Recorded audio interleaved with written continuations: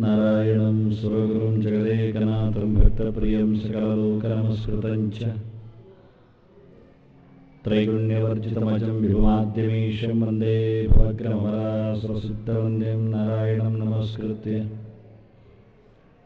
ನರಂ ಚೈವ ನರೋತ್ತಮಂ ದೇವೀಂ ಸರಸ್ವತೀಂ ವ್ಯಾಸಂ ತತೋ ಜಯಮುದೀರಯೇ. ಧರ್ಮಕ್ಷೇತ್ರೇ ಕುರುಕ್ಷೇತ್ರೇ ಸಮವೇತಾಯುತ್ಸವಃ ಮಾಮಕಾಃ ಪಾಂಡವಾಶ್ಚೈವ ಕಿಮಕುರ್ವತ ಸಂಜಯ. ಶ್ರೀ ಗುರುಭ್ಯೋ ನಮಃ.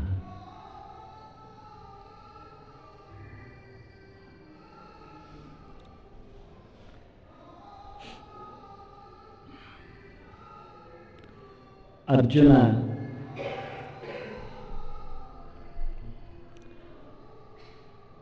ಕೃಷ್ಣನ ಸಾರಥ್ಯದಲ್ಲಿ ಉಪದೇಶವನ್ನು ಕೇಳಿದ್ದಾನೆ.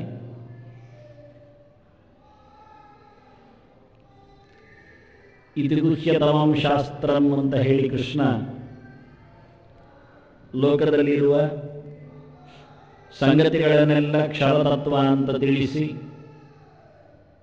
ಈ ಲೋಕಕ್ಕೆ ಕಾರಣವಾಗಿ ನಿಂತ ತನ್ನ ಮಡದಿ ಮಹಾಲಕ್ಷ್ಮಿ ಅಕ್ಷರ ಸ್ವರೂಪಳು ಅಂತ ಹೇಳಿ ಅದಕ್ಕೂ ಮೇಲಾದ ಪುರುಷೋತ್ತಮ ನಾನಿದ್ದೇನೆ ಅಂತ ತನ್ನ ಸರ್ವೋತ್ತಮತ್ವವನ್ನು ಪ್ರದರ್ಶನ ಮಾಡಿದ್ದಾನೆ, ಎಲ್ಲೆಡೆ ತೋರಿಸಿಕೊಟ್ಟಿದ್ದಾನೆ. ಅರ್ಜುನ ಅದನ್ನು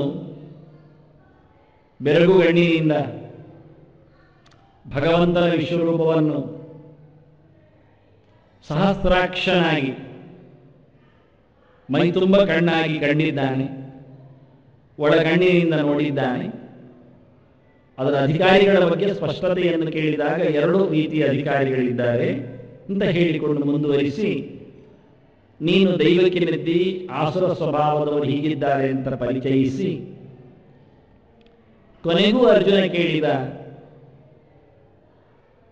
ಎಲ್ಲಿಯಾದರೂ ಪ್ರೀತಿ ವಿಶ್ವಾಸದಿಂದ ನಿನ್ನ ಆರಾಧನೆ ಮಾಡಿದರೆ ಏನಾದರೂ ಬೇರೆ ಕೊಡ್ತೀಯಾ ಕೇಳಿದರೆ ಕೃಷ್ಣ ಕಡ್ಡಿ ಮುರಿದಂತೆ ನನ್ನ ಮೇಲಿನ ವಿಶ್ವಾಸ ಇಲ್ಲದವರಿಗೆ ಎಲ್ಲಿದೆ ಉತ್ತಮ ತಾಣ ಅಂತ ಕೇಳಿ ನಿಲ್ಲಿಸಿದ. ಅಲ್ಲಿಗೆ ಮುಗಿದಿದೆ ವಾದಗಳು ಎಲ್ಲ, ಚಿಂತನೆಗಳು ಎಲ್ಲ. ಇದು ವಿಹ್ಯತಮ ಅನ್ನುವಲ್ಲೇ ಮುಗಿದಿತ್ತು. ಆದರೆ ಅಧಿಕಾರಿಗಳ ಬಗ್ಗೆ ಒಂದು ವಿಷಯ ಉಳಿದಿತ್ತು. ಅಸುರರ ಬಗ್ಗೆ ಹೇಳಬೇಕಾಗಿತ್ತು, ಹೇಳಿದ. ಅಸುರರ ಬಗ್ಗೆ ಹೇಳಿದಾಗ ಮನುಷ್ಯರ ಬಗ್ಗೆ ಒಂದು ಸ್ವಲ್ಪ ಪ್ರವೇಶ ಇತ್ತು. ತಿಳಿಯದಿದ್ದರೂ ಪ್ರೀತಿಯಿಂದ ಮಾಡ್ತಾರಲ್ಲವೇ ಅಂತ ಹೇಳಿಕೊಂಡು ಅದನ್ನು ಕೃಷ್ಣ ದೂಡಿದ. ಈಗ ಅರ್ಜುನ ಹೇಳುತ್ತಾನೆ, ಈಗ ತಾನೇನು ಮಾಡಲಿ ಅಂತ. ಏನು ಮಾಡಲಿಕ್ಕೆ ತನ್ನನ್ನು ಪ್ರೇರಣೆಗೈದಿದ್ದಾನೆ ಕೃಷ್ಣ. ಬಿಡಲೇ ನಡೆಸಲೇ, ಏನು ಬಿಡುವುದು ಏನು ನಡೆಸುವುದು? ಕೃಷ್ಣ ಹೇಳಿದ್ದ, ಎಲ್ಲ ಮಾಡು ಬಿಡು ಅಂದ. ನಾವು ಹೇಳ್ತೇವೆ ಊಟ ಕೂತಾಗ ಆಗುವುದಿಲ್ಲ, ಅದು ಸಾಧ್ಯ ಇಲ್ಲ. ಆಗ ಅವ್ರು ಹೇಳ್ತಾರೆ ಯಜಮಾನ ವರ್ಗದವರು, ಎಲ್ಲ ತಿಂದುಬಿಡಿ ಅಂತ. ನಮಗೂ ಆಸೆ ಇರ್ತದೆ ಬಿಡಬೇಕು ಅಂತ. ಅವ್ರು ಹೇಳ್ತಾರೆ ಹಾಗೆ ಅಂತ, ಬಿಡಿ ಅಂತಲೇ. ಆದರೆ ತಿಂದುಬಿಡಿ ಅಂದಿದೆ ಅಷ್ಟೀಗ. ಬಿಟ್ಟದ್ದು ಸರಿ, ತಿಂದದ್ದು ಸರಿ. ಎರಡು ಯಜಮಾನರಿಗೆ ಇಷ್ಟ ಆದದ್ದು ಶಬ್ದ ಉಂಟು ಅದರಲ್ಲಿ. ತಿಂದು ಬಿಡಿ ಎನ್ನುವುದು ನಮಗೆ ಇಷ್ಟ ಆದ ಶಬ್ದ ಉಂಟು ಹಾಗೆ. ಆದ್ರಿಂದ ಅರ್ಜುನನಿಗೆ ಮಾಡುವುದು ಬಿಡುವುದು, ಮಾಡಿ ಬಿಡುವುದು ಯಾವುದು ಅಂತ, ಮಾಡದೇ ಬಿಡುವುದು ಮಾಡಿ ಬಿಡುವುದು ಎನ್ನುವ ಒಂದು ಕೃಷ್ಣ ಹೇಳಿದ ಶಬ್ದಗಳನ್ನು ಚೆನ್ನಾಗಿ ಮೆಲುಕು ಹಾಕಿದ. ಚೆನ್ನಾಗಿದೆ. ಮೈ ಸರ್ವಾಣಿ ಕರ್ಮಾಣಿ ಸನ್ಯಸ್ಯ ಅಧ್ಯಾತ್ಮಚೇತಸ ನಿರಾಶೀ ನಿರ್ಮಮೋ ಭೂತ್ವ ಯುದ್ಧಸ್ವ ವಿಗತಜ್ವರ ಅಂತ ಮೈ ಮುಟ್ಟಿಕೊಂಡ ಅರ್ಜುನ. ಇಲ್ಲ, ತಣ್ಣಗಾಗಿದೆ. ಈಗ ಜ್ವರ ಇಲ್ಲ, ಈಗ ಮತ್ತೆ ಬಿಸಿ ಆಗ್ತಾ ಇದೆ, ಕಾವು ವೀರಾವೇಶ ಬರ್ತಾ ಇದೆ.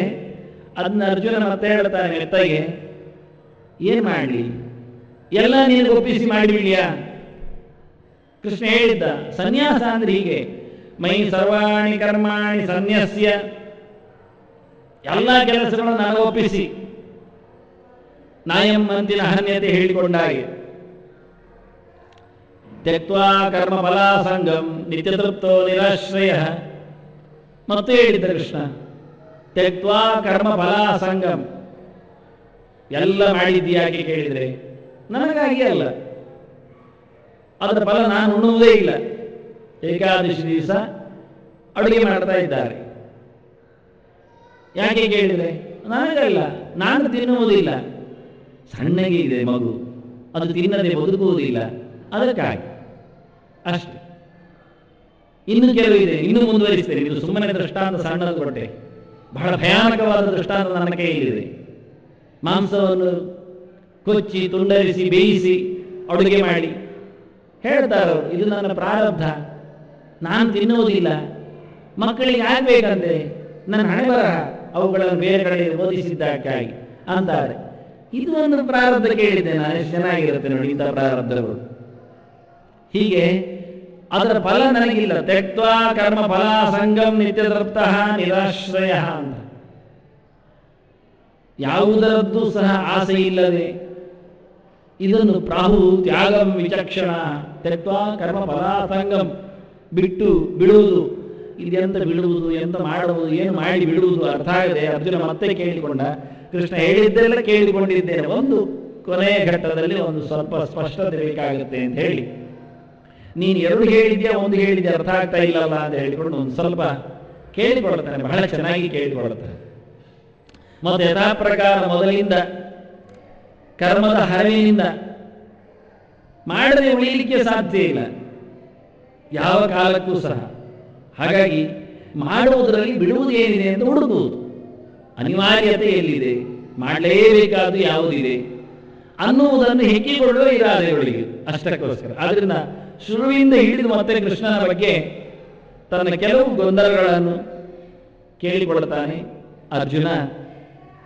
ಸನ್ಯಾಸಸ್ಯ ಮಹಾಬಾಹೋ ತತ್ವಮಿಚ್ಛಾಮಿ ವೇದಿತುಂ ತ್ಯಾಗಸ್ಯ ಚ ಋಷಿಕೇಶ ಪೃಥಕ್ ಕೇಶಿ ನಿಷೂದನ. ಒಂದು ದೃಷ್ಟಿಯಿಂದ ಈ ಶ್ಲೋಕ ದೇವರ ಉಪಾಸನೆ ಮಾಡಲಿಕ್ಕೆ ಚೆನ್ನಾಗಿದೆ. ಮಹಾಬಾಹವೇ ನಮಃ, ಋಷಿಕೇಶಾಯ ನಮಃ, ಕೇಶಿ ನಿಷೂದನಾಯ ನಮಃ, ಎಲ್ಲ ನಾಮ ವಿಶೇಷಣಗಳನ್ನೇ ಆಗಿಬಿಟ್ಟಿದ್ದಾನೆ. ಶ್ಲೋಕ ತುಂಬಿಸಲಿಕ್ಕೆ ಅರ್ಜುನ ಪ್ರಶ್ನೆ ಕೇಳುವಲ್ಲಿ ಎರಡು ಪ್ರಶ್ನೆ ಕೇಳಿದ್ದಾನೆ, ಮೂರು ವಿಶೇಷಣ ಆಗಿದ್ದಾನೆ.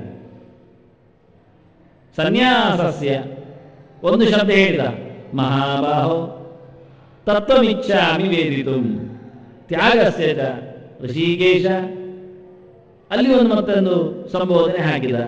ಮತ್ತೆ ಹೇಳ್ತಾನೆ ಪೃಥಕ್ ಕೇಶಿ ನಿಷೂದನ. ಹೀಗೆ ಶಬ್ದ ಶಬ್ದಕ್ಕೊಮ್ಮೆ ದೇವರೇ ದೇವರೇ ದೇವರೇ ದೇವರೇ ಕರೆದು ಕರೆದು ಕೇಳ್ತಾ ಇದ್ದಾನೆ. ಮೂರು ವಿಶೇಷಣಗಳಿಂದ ಕೃಷ್ಣನನ್ನು ಕರೆದಿದ್ದಾನೆ. ಬಹಳ ಚೆನ್ನಾಗಿದೆ. ಇವತ್ತು ವಿಶೇಷಣಗಳ ವೈಭವವನ್ನೇ ನೋಡುವ, ಅಷ್ಟು ಖುಷಿ ಇದೆ. ಮತ್ತೆ ಶ್ಲೋಕ ಅರ್ಥ ಸುಲಭ ಇದೆ, ಏನಿಲ್ಲ, ಒಂದು ಗೆರೆ. ಸನ್ಯಾಸಸ್ಯ ತತ್ವಂ ಇಚ್ಛಾಮಿ ವೇದಿತು. ವೇದಿತು ಅಂದರೆ ತಿಳಿಯಲು, ತತ್ವಂ ಅಂದರೆ ನಿಜವಾದ ಯಥಾರ್ಥತೆ, ವಾಸ್ತವಿಕತೆ. ಸನ್ಯಾಸದ ಯಥಾರ್ಥ ವಿಷಯವನ್ನು ತಿಳಿಯಲು ಬಯಸುತ್ತೇನೆ. ತ್ಯಾಗಸ್ಯ ಚ, ತ್ಯಾಗದ್ದು. ಮತ್ತೆ ಸನ್ಯಾಸದ್ದು ಹೇಗುಂಟು ಹಾಗೆ ತ್ಯಾಗದ್ದು. ಮತ್ತೆ ಸನ್ಯಾಸ ಅಂದ್ರೆ ಎಂಥದ್ದು, ತ್ಯಾಗ ಅಂದ್ರೆ ಅದು ಮತ್ತೆ ನೋಡುವ, ಮತ್ತೆ ಬರುತ್ತೆ. ಕೃಷ್ಣ ಮಾತಾಡಬೇಕಲ್ಲ, ಪ್ರಶ್ನೆ ಇಟ್ಟುಕೊಳ್ಳುವ ಒಂದು. ಆದ್ದರಿಂದ ತ್ಯಾಗದ್ದು ತತ್ವಮಿಚ್ಛಾಮಿ ವೇದಿತು, ತಿಳಿಯೋಸ್ಕರ ನಾನು ಅದರ ಯಥಾರ್ಥದ ಅರಿವನ್ನು ಪಡೆಯೋಸ್ಕರ ನಾನು ಕೇಳುತ್ತೇನೆ. ಆಯ್ತು. ಮತ್ತೆ ಪೃಥಕ್ ಅಂದ್ರೆ, ಪೃಥಕ್ ಅಂದ್ರೆ ಅದರವೇ ಭೇದ ವಿಭಾಗ, ಪೃಥಕ್ತ್ವ, ಅದರ ವ್ಯತ್ಯಾಸ. ಸನ್ಯಾಸಸ್ಯ ಚ ತ್ಯಾಗಸ್ಯ ಚ ಪೃಥಕ್ ತತ್ವಂ ಯದಿತಿ ಇಚ್ಛಾಮಿ. ಒಂದೇ ಗೆರೆ ಮಾಡುವ. ಸನ್ಯಾಸದ್ದು ಮತ್ತು ತ್ಯಾಗದ್ದು ಬೇರ್ಪಡಿಸುವಿಕೆ ಅಥವಾ ಬೇರೆತನ, ವ್ಯತ್ಯಾಸ, ಅದರ ನಡುವಿರತಕ್ಕಂತಹ ಅಂತರ ಏನು ಎನ್ನುವುದು, ಎಷ್ಟು ಎನ್ನುವುದು, ಹೇಗೆ ಎನ್ನುವುದು, ಅದು ಯಾಕೆ ಒಂದಕ್ಕೊಂದು ಬೇರೆ ಆಗುತ್ತೆ. ತ್ಯಾಗಕ್ಕಿಂತ ಸನ್ಯಾಸ ಬೇರೆ ಏನು, ಸನ್ಯಾಸಕ್ಕಿಂತ ತ್ಯಾಗ ಏನು ಬೇರೆ, ಒಂದೇ ಆದ್ರೆ ಶಬ್ದ ಯಾಕೆ ಬೇರೆ, ಅದರಲ್ಲಿ ಇರತಕ್ಕ ಅರ್ಥ ವ್ಯವಸ್ಥೆ ಹೇಗೆ, ಇದಕ್ಕೋಸ್ಕರ ಕೇಳುತ್ತೇನೆ ಅಂತ ಇದು ಅರ್ಜುನ ಒಟ್ಟು ಪ್ರಶ್ನೆ. ಅಲ್ಲಿ ಮುಗಿ ಪ್ರಶ್ನೆ ಆಯ್ತು. ಆ ಪ್ರಶ್ನೆಯಲ್ಲಿ ತುಂಬಿಸುವಾಗ ಅವನು ಕರೆದದ್ದು ಬಹಳ ಚೆನ್ನಾಗಿದೆ. ಒಂದೊಂದು ಶಬ್ದ ಹಾಕ್ತಾರೆ. ಇದರಲ್ಲಿ ಕೇಶಿ ನಿಷೂದನ ಅಂತ ಒಂದು ಶಬ್ದ ಇದೆ, ಹೊಸತು, ಇಷ್ಟರವರೆಗೆ ಬಾರದ ಪದ ಆ ಲೆಕ್ಕದಲ್ಲಿ. ಸ್ಪಷ್ಟವಾಗಿ ಕೇಶವ ಅಂದ್ರೆ ಬಂದಿದೆ, ಆದ್ರೆ ಇದು ರಥಂ ಸ್ಥಾಪೆ ಮೇಚ್ಯುತ ಎನ್ನುವಲ್ಲೆಲ್ಲ ಕೇಶವ ಅಂತ ಹೇಳಿಕೊಂಡು ಸೇನೆಗಳ ಮಧ್ಯೆ ನೋಡ್ಲಿಕ್ಕೆ ಇಷ್ಟಪಡ್ತೇನೆ ಅಂತ. ಇಲ್ಲಿ ಆಗಲ್ಲ. ಕೇಶಿ ನಿಷೂದನ ಅಂತ ಕೇಶಿಯನ್ನು ಕೊಂದವನು ಅಂತಲೇ. ಸುಮಾರಾಗಿ ನಮ್ಮ ತಾತ್ವಿಕರಲ್ಲಿ ಮೊದಲಿಗೆ ದಾರ್ಶನಿಕರಾಗಿ ನಮಗೆ ಪ್ರಚಲಿತದಲ್ಲಿ ಹೆಚ್ಚು ಪ್ರಸಿದ್ಧಿ ಇರತಕ್ಕಂಥ ಭಾಷೆ ಅಂದ್ರೆ ಶಂಕರ ಭಾಷೆ. ಶಂಕರಾಚಾರ್ಯ ಬರೀತಾರೆ, ಕೇಶಿ ನಾಮ ಕಶ್ಚಿತ್ ಅಸುರ ತಂ ನಿಷೂದಿತವ. ಮುಗಿಯಿತು, ಅಲ್ಲಿ ಆಯ್ತು. ಕೇಶಿಯನ್ನು ಒಬ್ಬ ರಕ್ಕಸ, ಅವನನ್ನು ಮುಗಿಸಿದ, ಅದರಿಂದ ಇವನು ಕರೆದ. ಹಾಗಾದ್ರೆ ಯಾಕೆ ಭಾಷೆ ಬರೀಬೇಕ್ರಿ? ಕೇಶಿಯನ್ನು ಕೊಂದವ ಎನ್ನುವುದು ಸಾಮಾನ್ಯ ಎಲ್ಲರಿಗೂ ಗೊತ್ತಾಗುತ್ತೆ. ಕೇಶಿ ನಿಶೂದನ ಅಂದ್ರೆ ಅವ್ರು ಹೆಚ್ಚಿಗೆ ಏನು ಹೇಳಿದ್ರು ಅಂದ್ರೆ ಕಸಿದ ಅಸುರಹ ಅಂತ, ಯಾವನೋ ಒಬ್ಬ ಅಸುರ ಅಂತ. ಕೃಷ್ಣನ ಒಂದು ಮಹತ್ ಕಾರ್ಯದಲ್ಲಿ, ಗೀತೆಯ ಭಾಷ್ಯದ ಒಂದು ಹಿನ್ನೆಲೆಯಲ್ಲಿ ಅಷ್ಟು ಸಣ್ಣದು ಮಾಡಿಬಿಡುವುದಾ? ಒಬ್ಬ ಅಸುರನ್ನು ಕೊಂದದ್ದು. ಹಾಗಿದ್ರೆ ಅರ್ಜುನ ಅಷ್ಟು ದೊಡ್ಡ ಸಂಗತಿಯಾಗಿ ಅದನ್ನು ಉಲ್ಲೇಖ ಮಾಡ್ತಾನ? ಹಾಗಾದ್ರೆ ಅದು ಶ್ಲೋಕ ಭರ್ತಿಗೆಯನ್ನು ತುಂಬಿಸಿದ ಹಾಗೆ ಆಯ್ತು, ಮತ್ತೆ ಪ್ರಯೋಜನ ಇಲ್ಲ. ಕೃಷ್ಣನ ಕಥೆ ಓದಿದವರಿಗೆ ಕೇಶಿ ಅಸುರನ ಸಂಹಾರ ದೊಡ್ಡ ಸಂಗತಿಯಾಗಿದೆ, ನೋಡ್ಲಿಕ್ಕಿದೆ, ಹೇಳಲಿಕ್ಕಿದೆ. ಹೇಳಲು ಹೊರಟೆ ನೋಡಿ, ಹೇಳದೆ ಉಳಿದ್ರೆ ಅದು ಭಾರಿ ಖುಷಿ. ಯಾಕೆಂದ್ರೆ ಅನುಕ್ತ ಕಥನ ಎನ್ನುವುದು ದೋಷವೇ ಅಲ್ಲ, ಹೇಳದೆ ಬಿಟ್ಟದ್ದು ದೋಷವೇ ಅಲ್ಲ. ಯಾಕೆ ಹೇಳಿಲ್ಲ? ಯಾಕೆ ಹೇಳಿಲ್ಲ ಅಂದ್ರೆ ಪುರುಸೊತ್ತಿಲ್ಲ. ಯಾರಿಗೆ? ಶಿಷ್ಯರಿಗೆ. ಭಾರಿ ಖುಷಿ ಮಾಡ್ತೀರಿ, ಹೌದು ಪುರುಸೊತ್ತಿಲ್ಲ, ಹೌದು ಬೇಗ ಗಂಟೆಯಲ್ಲಿ ಮುಗೀತದೆ. ಬೇಗ ಗಂಟೆಯಲ್ಲಿ ಮುಗಿಸ್ಬೇಕು ಯಾರು ಹೇಳಿದ್ರು? 3 ಗಂಟೆ ಕೂತ್ಕೊಳ್ಬಾರ್ದ? ಅಲ್ಲಿಗೆ ಆಯ್ತು, ಕಟ್ಟಿದ ದನ ಓಡಿ ಬರ್ತದೆ. ಮಕ್ಕಳು ಅವರನ್ನು ನಾವು ದೂಡಿ ಬಂದಿದ್ದೇವೆ, ಈಗ ಸ್ವಲ್ಪ ತಡವಾಗಿ ಬನ್ನಿಯಿಂದ, ನೀವು ಇನ್ನು ತಡ ಮಾಡಿದ್ರೆ ಮುಗಿದೋಯ್ತು, ಮಾಡಲಿಕ್ಕೆ ಇಲ್ಲ. ಹಾಗಾಗಿ ಪುರುಸೊತ್ತು ಯಾರಿಗಿಲ್ಲ? ಕೇಳುವವರಿಗಿಲ್ಲ. ಅವರದ್ದು ಆಯುಷ್ಯ ಇಷ್ಟು ಅಂತ ಲೆಕ್ಕ ಇದೆ. ನಾವು ತಡ ಮಾಡಿದ್ರೆ ಬರುವ ಜನ್ಮಕ್ಕ ಕೇಳುವುದು, ಅದು ಹೌದು ಮತ್ತೆ ಸತ್ಯ ಹೇಳಿದ್ರೆ. ಹಾಗಾಗಿ ಬರೆಯದೇ ಇದ್ರೆ ದೋಷ ಇಲ್ಲ, ಬರೀಲಿಲ್ಲ ಯಾಕೆ? ಪುರುಸೊತ್ತಿಲ್ಲ, ಮುಗಿಯಿತು. ಹೇಳದೆ ಉಳಿಯುವುದು ಯಾವತ್ತು ಉಂಟೆ? ಇನ್ನೆಷ್ಟು ಅಂತ ಹೇಳುವ? ಮುಗಿದು ಯಾವಾಗ? ಆದ್ರೆ ನಾವು ಹೇಳಿದರೆ ಸರಿ ಹೇಳಿ ಹೋಗ್ಬೇಕು. ಆದ್ರೆ ಕೇಶಿ ನಾಮ ಕಶ್ಚಿದ ಅಸುರ ಅಂತ ಬರೀಲೇಬಾರದು. ಒಬ್ಬ ಅಸುರ, ಯಾವನೋ ಒಬ್ಬ ಅಸುರ ಬರೀಬಾರದು. ಅವನು ಯಾರು ಎನ್ನುವುದನ್ನು ನಿರ್ದೇಶ ಮಾಡಿ ಮುಂದೆ ಹೋಗ್ಬೇಕು ಹೇಳುವುದಿದ್ರೆ. ಇಲ್ಲ ಅಂದ್ರೆ ಹೇಳಬಾರ್ದು, ಅದು ಲಾಯಕಲ್ಲ, ಭಾಷ್ಯದ ನಡೆಯಲ್ಲ. ಭಾಷ್ಯದ ಕ್ರಮ ಏನು ಕೇಳಿದ್ರೆ ಸ್ವಪದಾನಿಚ ವರ್ಣ್ಯಂತೆ ಭಾಷ್ಯಂ ಭಾಷ್ಯವಿದೋ ವಿದುಹು ಅಂತ ಹೇಳಿ ಭಾಷ್ಯಕ್ಕೆ ಒಂದು ಲಕ್ಷಣ ಹೇಳ್ತಾರೆ. ನೀವೇನಾದ್ರೂ ಹೊಸತು ಹೇಳಿದರೆ ಏನ್ ಹೇಳಿದೆ ಎನ್ನುವುದು ಹೇಳಿ ಹೋಗಿ ಅಂತ, ಇನ್ನೊಬ್ಬರಿಗೆ ಬಾಗಿರಬೇಡಿ ಅಂತ. ಇನ್ನೊಬ್ಬರು ಮತ್ತೆ ತಪ್ಪ ಅರ್ಥ ಮಾಡಿಕೊಂಡ್ರೆ. ಅಂದ ಕೇಶಿ ಎನ್ನುವ ಒಬ್ಬ ದೈತ್ಯ ಕೃಷ್ಣನ ಬಾಲ್ಯದಲ್ಲಿ ತೊಂದರೆಗೆ ಬಂದವ. ಅವನು ಕುದುರೆಯ ರೂಪದಲ್ಲಿ ಬಂದಿದ್ದಾನೆ. ಕೃಷ್ಣನೆಡೆಗೆ ಅನೇಕ ರೂಪಗಳಿಂದ ಅನೇಕ ಅಸುರರು ಪ್ರವೇಶ, ಅನ್ಯಾಯ ಮಾಡಲಿಕ್ಕೆ, ತೊಂದರೆ ಕೊಡಲಿಕ್ಕೆ, ಕೊಲ್ಲಿಕ್ಕೆ, ಸಾಯಿಸಲಿಕ್ಕೆ ಎಲ್ಲ. ಅದರಲ್ಲಿ ಕೇಶಿ ಎನ್ನುವ ಒಬ್ಬ ಅಸುರ ಅವನು ಕುದುರೆಯಾಗಿ ಬಂದವ. ಕುದುರೆಯಾಗಿ ಬಂದು ಕೃಷ್ಣನನ್ನು ನುಂಗಿ ಹಾಕ್ತೇನೆ, ಒದರಿ ಬಿಡ್ತೇನೆ ಅಂತ ಹೊರಟವ.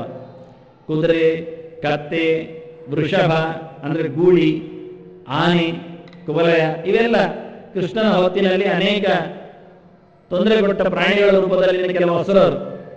ಅದರಲ್ಲಿ ಕೇಶಿ ಎನ್ನುವ ಕುದುರೆ ರೂಪದಲ್ಲಿ ಬಂದಿದ್ದಾರೆ. ಆದ್ರಿಂದ ಕೇಶಿ ನಾಮ ಕಶ್ಚಿತ್ ಹಯರೂಪ ಅಸುರ ಅಂತಾಗಿ ಒಂದು ಸ್ವಲ್ಪ ನಿರ್ದೇಶ ಮಾಡಿದಾಗ ಆಗುತ್ತೆ. ಪ್ರವಚನ ಮಾಡುವಾಗ ವಾಸುದೇವ ಅಂದ್ರೆ ಆಚಾರ್ಯ ಮತ್ತೂರು ಬಾಲ್ಯದಲ್ಲಿದ್ದಾಗ ಅವನಪ್ಪ ನಡಿಲಾಯ ಭಟ್ರು ಭಾಗವತ ಪ್ರವಚನ ಮಾಡ್ತಾ ಬಂದಾಗ ಹೇಳ್ತಾ ಹೋದ್ರು, ಗಜೇಂದ್ರ ಮೋಕ್ಷವೋ ಅಥವಾ ಪಂಚಮಸ್ಕಂದವೋ ಪ್ರವಚನ ಆಗ್ತಾ ಇದ್ದಾಗ ಇಂತಹ ಒಂದು ಬೆಟ್ಟ, ಇಂತಹ ಮರಗಳು ಎಲ್ಲ ಬಂತು. ಅದರಲ್ಲಿ ಮರವನ್ನು ಹೇಳ್ತಾ ಹೋದ್ರು. ಪರಮಾಮ್ರ ಜೂರ ಎಲ್ಲ ಬರ್ತಾ ಇತ್ತು ಶ್ಲೋಕದಲ್ಲಿ. ಅವರು ಶ್ಲೋಕ ಓದ್ತಾರೆ, ಗದ್ಯದ ನಡೆ ಓದ್ತಾರೆ, ಅರ್ಥ ಹೇಳ್ತಾರೆ. ಕನ್ನಡದಲ್ಲಿಯೂ ತುಳುವಲ್ಲಿಯೂ ಹೇಳ್ತಿದ್ರು. ಆಗ ಹೇಳುವಾಗ ಮಧ್ಯೆ ಒಂದು ಶಬ್ದದ ಅರ್ಥ ಬಿಟ್ರು, ಹೇಳಲಿಲ್ಲ. ವಾಸುದೇವ ಕೇಳ್ತಾನೆ, ಕೂತಿದ್ದಾನವ ಹುಡುಗ ಅಲ್ಲಿ 5-6 ವರ್ಷದವ, ಇದು ಒಂದು ಶಬ್ದ ಬಿಟ್ರಿ ಅಲ್ಲ, ಹೇಳಿಬಿಡಿ, ಅರ್ಥ ಹೇಳಿಬಿಡಿ ಇಂದ. ಅದು ಗೊತ್ತಿಲ್ಲ ಅಂದು. ಅದು ಹೆಬ್ಬೆರಸು ಅಂತ ಇವರೇ ಹೇಳಿದರು. ಪೆಜಕಾಯಿ ಮರದ್ದು ಶಬ್ದದ್ದು ರಿಪುಜ ಅಂತ, ಅದು ಹೆಬ್ಬೆರಸು ಹೇಳಿಲ್ಲ ನೀವು ಅಂತ. ಹಾಗೆ ಹೇಳದೆ ಎಲ್ಲವನ್ನು ಬಿಟ್ಟಿದ್ರೆ ಹೇಳಬೇಕಾಗಿಲ್ಲ. ಅನೇಕ ಜಾತಿಯ ಮರಗಳಿದ್ದವು, ಮುಗಿದು ಪ್ರವಚನ ಆಗಿ ಹೋಯಿತು. ನೀವು ಹೇಳಲಿಕ್ಕೆ ಹೊರಟ್ರೆ ಬಿಡಬಾರದು, ಎಲ್ಲವನ್ನು ಹೇಳಿ. ಯಾಕೆ ಬಿಟ್ಟದ್ದು ಅಂತ ಕೇಳದೆ ಬಿಟ್ರೆ ಗೊತ್ತಿಲ್ಲ ಆದ್ರೆ ಕೊನೆಗೆ ಕೆಲವರಿಗೆ ವ್ಯಾಖ್ಯಾನಕಾರ ಬರೆಯುವುದುಂಟು. ವೃಷ್ಟ ವಿಶೇಷ, ನಾವು ಕೆಲವು ಊಟ ಕೂತಾಗ ಉಂಟು ಎಂಬುದು ಹಾಕಿ ಬಿಡ್ತಾರೆ. ತಿನ್ನುವುದು ತಿಂತೇವೆ, ನಮ್ಗೆ ಗೊತ್ತುಂಟು ಏನಾಗುವುದಿಲ್ಲ ಅಂತ. ಯಾಕೆ ನಾವು ಒಂದೇ ಒಂದೇ ಸದಾ ನಮ್ದು ಹೇಳಿಕೊಂಡೇ ತಿನ್ನುವುದು. ಎಂತ ವಿಷ ದೋಷ ಇದ್ರೂ ಹೋಗ್ತದೆ. ಕೈ ವಿಷ, ಕಾಲು ವಿಷ, ಮತ್ತೆ ಕಣ್ಣು ವಿಷ, ಮನೋವಿಷ ಎಲ್ಲ ಹೋಗ್ತದೆ. ಏನು ಕೆಲಸ ಮಾಡುವುದಿಲ್ಲ ಅದು ಯಾವತ್ತೂ ಸಹ. ಹಾಗಾಗಿ ಹಾಗೆಂದು ತಿನ್ನುವುದೇ. ಆದ್ರೆ ಅದು ಎಂತದ್ದು ಗೊತ್ತಿರುವುದಿಲ್ಲ. ನನಗೆ ಮೇಲೆ ಕೇಳುದು, ಪಕ್ಕದವರಿಗೆ ಗೊತ್ತಿರ್ಬೋದು, ನಮ್ಗೆ ಅವರೆಲ್ಲ ಸರ್ವಜ್ಞರು ಒಂದು ಯೋಚನೆ. ಮೇಲೆ ಕೇಳಿದೆ ಎಂತದ್ದು ಅಂತ. ಅದು ಎಂತದ್ದು ನಮ್ಗೆ ಗೊತ್ತಿಲ್ಲ, ಅವ್ರು ಹೇಳ್ತಾರೆ ಓ ನಮ್ಮ ಆಗಿ ಪರವಾಗಿಲ್ಲ. ಮತ್ತೆ ಅಡಿಗೆಯವರ ಹತ್ರ ಕೇಳಿಕೊಡುದು, ಅಡಿಗೆಯವರು ಎಂದೋ ಒಂದು ಹೆಸರು ಹೇಳುದು, ಅದು ಹಾಗೆ ಇರಬೇಕು ಅಂತ ಮತ್ತೆ ಅವರಿಗೆ ಗೊತ್ತಿಲ್ಲ, ಎಂದೋ ಹಿಟ್ಟು ಹಾಕಿ ಕಲಿಸಿದ್ದಾರೆ, ಎಂದೋ ಆಗಿ ಹೋಗಿದೆ, ಒಂದು ಮಾಡಿ ಹಾಕಿದ್ದಾರೆ, ದಿನಕ್ಕೊಂದು ಬಗೆ ಆಗಬೇಕು ಅಂತ ಹೇಳಿದ್ದಾರೆ, ಹಾಗೆ ಮಾಡಿದ್ದಾರೆ, ಎಂದ ಗೊತ್ತಿಲ್ಲ ಹೆಸರು. ಮನೆಗೆ ಭಕ್ಷ್ಯ ವಿಶೇಷ ಅವರು ಹೇಳಿ ಯಾವುದೋ ಒಂದು ಭಕ್ಷ್ಯ ಅಂತ, ಅದು ಯಾರಿಗೆ ಗೊತ್ತಿಲ್ವಾ, ಅದು ಪ್ರಯೋಜನ ಇಲ್ಲ. ಅದನ್ನ ಮರ ಯಾವುದೋ ಒಂದು ಮರ, ಯಾವುದೋ ಒಂದು ನದಿ, ಯಾವುದೋ ಒಂದು ಕಾಡು, ಯಾವುದೋ ಒಂದು ಊರು, ಯಾವುದೋ ಒಬ್ಬ ಅಸುರ, ಯಾವುದೋ ಒಬ್ಬ ಅರಸ, ಅದು ಪ್ರಯೋಜನ ಇಲ್ಲ. ಯಾರೊಂದು ಸ್ಪಷ್ಟ ಹೇಳ್ಬೇಕು. ಪಾಂಡು ಬಂದ ಆ ಋಷಿ ಮೃಗರೂಪದಲ್ಲಿ ಸಂಚಾರ ಮಾಡಿದವ ಯಾರು, ಯಾವುದೋ ಒಬ್ಬ ಋಷಿ, ಯಾರು ಅಂತ ಹೇಳ್ಬೇಕು, ಹೆಸರು ಹೇಳ್ಬೇಕು ನಮಗೆ ಹೇಳ್ತಾರೆ, ಅದು ಸಿಕ್ಕಿ ಬೀಳ್ತೇವೆ ನಾವು, ಅದು ಯಾವುದು ಇರ್ಬೋದು ಎಂಥದ್ದು ಯೋಚನೆ ಆಗುವುದು. ಹೀಗೆ ವಾಸ್ತವವಾದ ಸಂಗತಿಯಲ್ಲಿ ಅವನ ಪೂರ್ಣ ಪರಿಚಯವನ್ನು ಪಡಬೇಕು ಹೊರತು ತಪ್ಪಿಸಿಕೊಂಡು ಓಡಲಿಕ್ಕಿಲ್ಲ. ಅಂದ ಕೇಶಿ ಎನ್ನುವ ಒಬ್ಬ ಕುದುರೆ ರೂಪದಲ್ಲಿ ಬಂದು ಕೃಷ್ಣನನ್ನು ನುಂಗಲು ಹೋಗಿದ್ದಾನೆ. ಕೃಷ್ಣ ಅವನನ್ನು ಸಂಹಾರ ಮಾಡಿದ್ದಾನೆ. ಸಂಹಾರ ಮಾಡಲಿ, ಕುದುರೆಯನ್ನು ಕೊಂದವ, ಆಯ್ತು, ಏನಾಯ್ತು, ರಾಸವ ಸೂದನ ಹಾಕಿಬಿಡಿ, ಕತ್ತೆಯನ್ನು ಮುರಿದವ ಹಾಕಿಕೊಳ್ಳಿ, ಆನೆಯನ್ನು ಮೆಟ್ಟಿದವ ಹಾಕಿಬಿಡಿ, ಏನ್ ಸಂಬಂಧ ಅಂದ್ರೆ ಕಥೆಯಲ್ಲಿ ಒಂದು ಔಚಿತ್ಯ ಇದೆ. ಮೊದಲು ಕರೆದದೇನು, ಸನ್ಯಾಸಸ್ಯ ಮಹಾಬಾಹೋ ಅಂತ, ತುಂಬು ತೋಳಿನವನೇ ಅಂತ ಒಂದು ವೀರ ಆವೇಶವನ್ನು ಹೇಳುವ ಕೃಷ್ಣನ ಒಂದು ಚಂದದ ಶಬ್ದ ಪ್ರಯೋಗ ಮಾಡಿದ್ದಾನೆ. ಅದನ್ನ ಕೈಯ ಕೆಲಸ ಏನೋ ಗುರುತಿಸಿದ್ದಾನವನು. ಅದನ್ನ ಕೇಶಿ ನಿಶೂದನದಲ್ಲಿ ಅವನು ಕೈಯ ಕೆಲಸ ಮಾಡಿದ್ದಾನೆ. ಅದು ಎಲ್ಲರೂ ಕೊಲ್ಲುವುದು ಕೈಯಲ್ಲಿಯೇ ಮಾರೇ. ಮತ್ತೆ ಇಲ್ಲ, ಕೆಲವರು ಕಾಲಲ್ಲಿ ತುಳಿದು ಕೊಲ್ಲುವುದಿಲ್ಲೋ ಕೊಲ್ತಾರೆ, ಮತ್ತೆ ಬಾಣದಿಂದ ಕೊಲ್ಲುವುದಿಲ್ಲೋ ಕೊಲ್ತಾರೆ. ಅದರಿಂದ ಬಾಣದಿಂದ ಬರಬೇಕಾದ್ರೆ ಬಾಣ ಕೈಯಲ್ಲಿ ಬಿಡಬೇಕಲ್ಲ, ಅದು ಕಷ್ಟ. ಮತ್ತೆ ಹಾಗಾಗಿ ಕೈ ಎನ್ನುವುದು ಪ್ರಧಾನ, ಅದರಿಂದ ತೋಳು ಕಲಿಸಿದ್ದು ಕಲಿ ಅಂದ್ರೆ ಅಲ್ಲ. ಕೇಶಿ ನಿಶೂದನದಲ್ಲಿ ಒಂದು ಕೆಲಸ ಮಾಡಿದ್ದಾನೆ.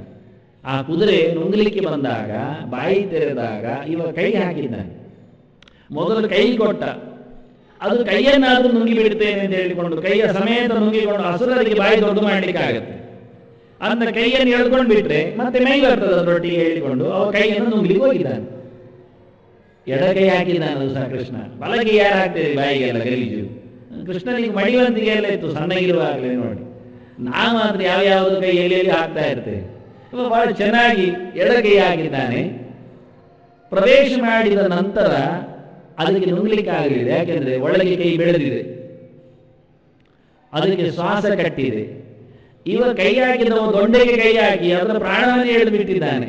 ಪಡ್ಜ ಅದು. ಹೀಗೆ ಕೇಶಿಯನ್ನು ಕೊಂದದ್ದು ಒಂದು ವಿಪರೀತವಾಗಿ. ಅವನೊಬ್ಬ ಗಣಪತಿಯ ಭಕ್ತಂತೆ, ಅದರಿಂದ ಹೊರಪಡೆದವ, ಏನಾಗಲಿಲ್ಲ, ಮುದ್ದೆ ಆಗಿಬಿದ್ದ ಅಂತ ಹೇಳ್ತಾರೆ ಮನೆಗೆ. ಹೀಗೆ ಒಂದು ವಿಚಿತ್ರವಾಗಿರತಕ್ಕ ಒಂದು ಸಂಹಾರವನ್ನು ನೆನಪು ಮಾಡಿಕೊಳ್ಳುತ್ತಾನೆ ಅರ್ಜುನ. ತನಗೆ ಒಂದು ಸಂಹಾರ ಕಾರ್ಯಕ್ರಮಕ್ಕೆ ಕೃಷ್ಣ ತಯಾರಿದ್ದಾನೆ ಎನ್ನುವುದು ಹೇಳಲಿಕ್ಕೋಸ್ಕರ ಇಷ್ಟೆಲ್ಲ ವ್ಯಾಪಾರ ಹೇಳ್ತಾ ಇದ್ದಾನವ. ಅದಕ್ಕೆ ಹೇಳಿದ ನನಗೆ ಕೊನೆಯಾಗಿದೆ ಅಂತ. ಈಗ ಅವನ ಮೈಯಲ್ಲಿ ಬಿಸಿ ಇಲ್ಲ, ಈಗ ಮೈಯಲ್ಲಿ ಕಾವು ಇದೆ, ಯಾವುದೋ ರೀತಿಯಾದ ಭಯದ ಜ್ವರ ಇಲ್ಲ. ಈಗ ಕೃಷ್ಣನ ಅಭಯ ಅವನನ್ನು ಒಳ್ಳೆ ರೀತಿಯಿಂದ ಮುತ್ತಿಗೆ ಹಾಕಿದೆ. ಅಂದು ಗಡ್ಸಾಗಿದ್ದಾನೆ ಎನ್ನುವುದನ್ನು ತೋರಿಸ್ತಾ ಇದ್ದಾನೆ.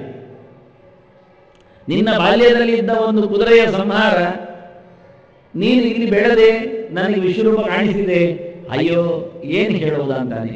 ನಿನ್ನ ಕೈಯೇ ಒಂದರೊಳಗೆ ಬೆಳೆದಿದೆ, ಅದು ಸತ್ತಿದೆ, ನಾಶ ಆಗಿದೆ.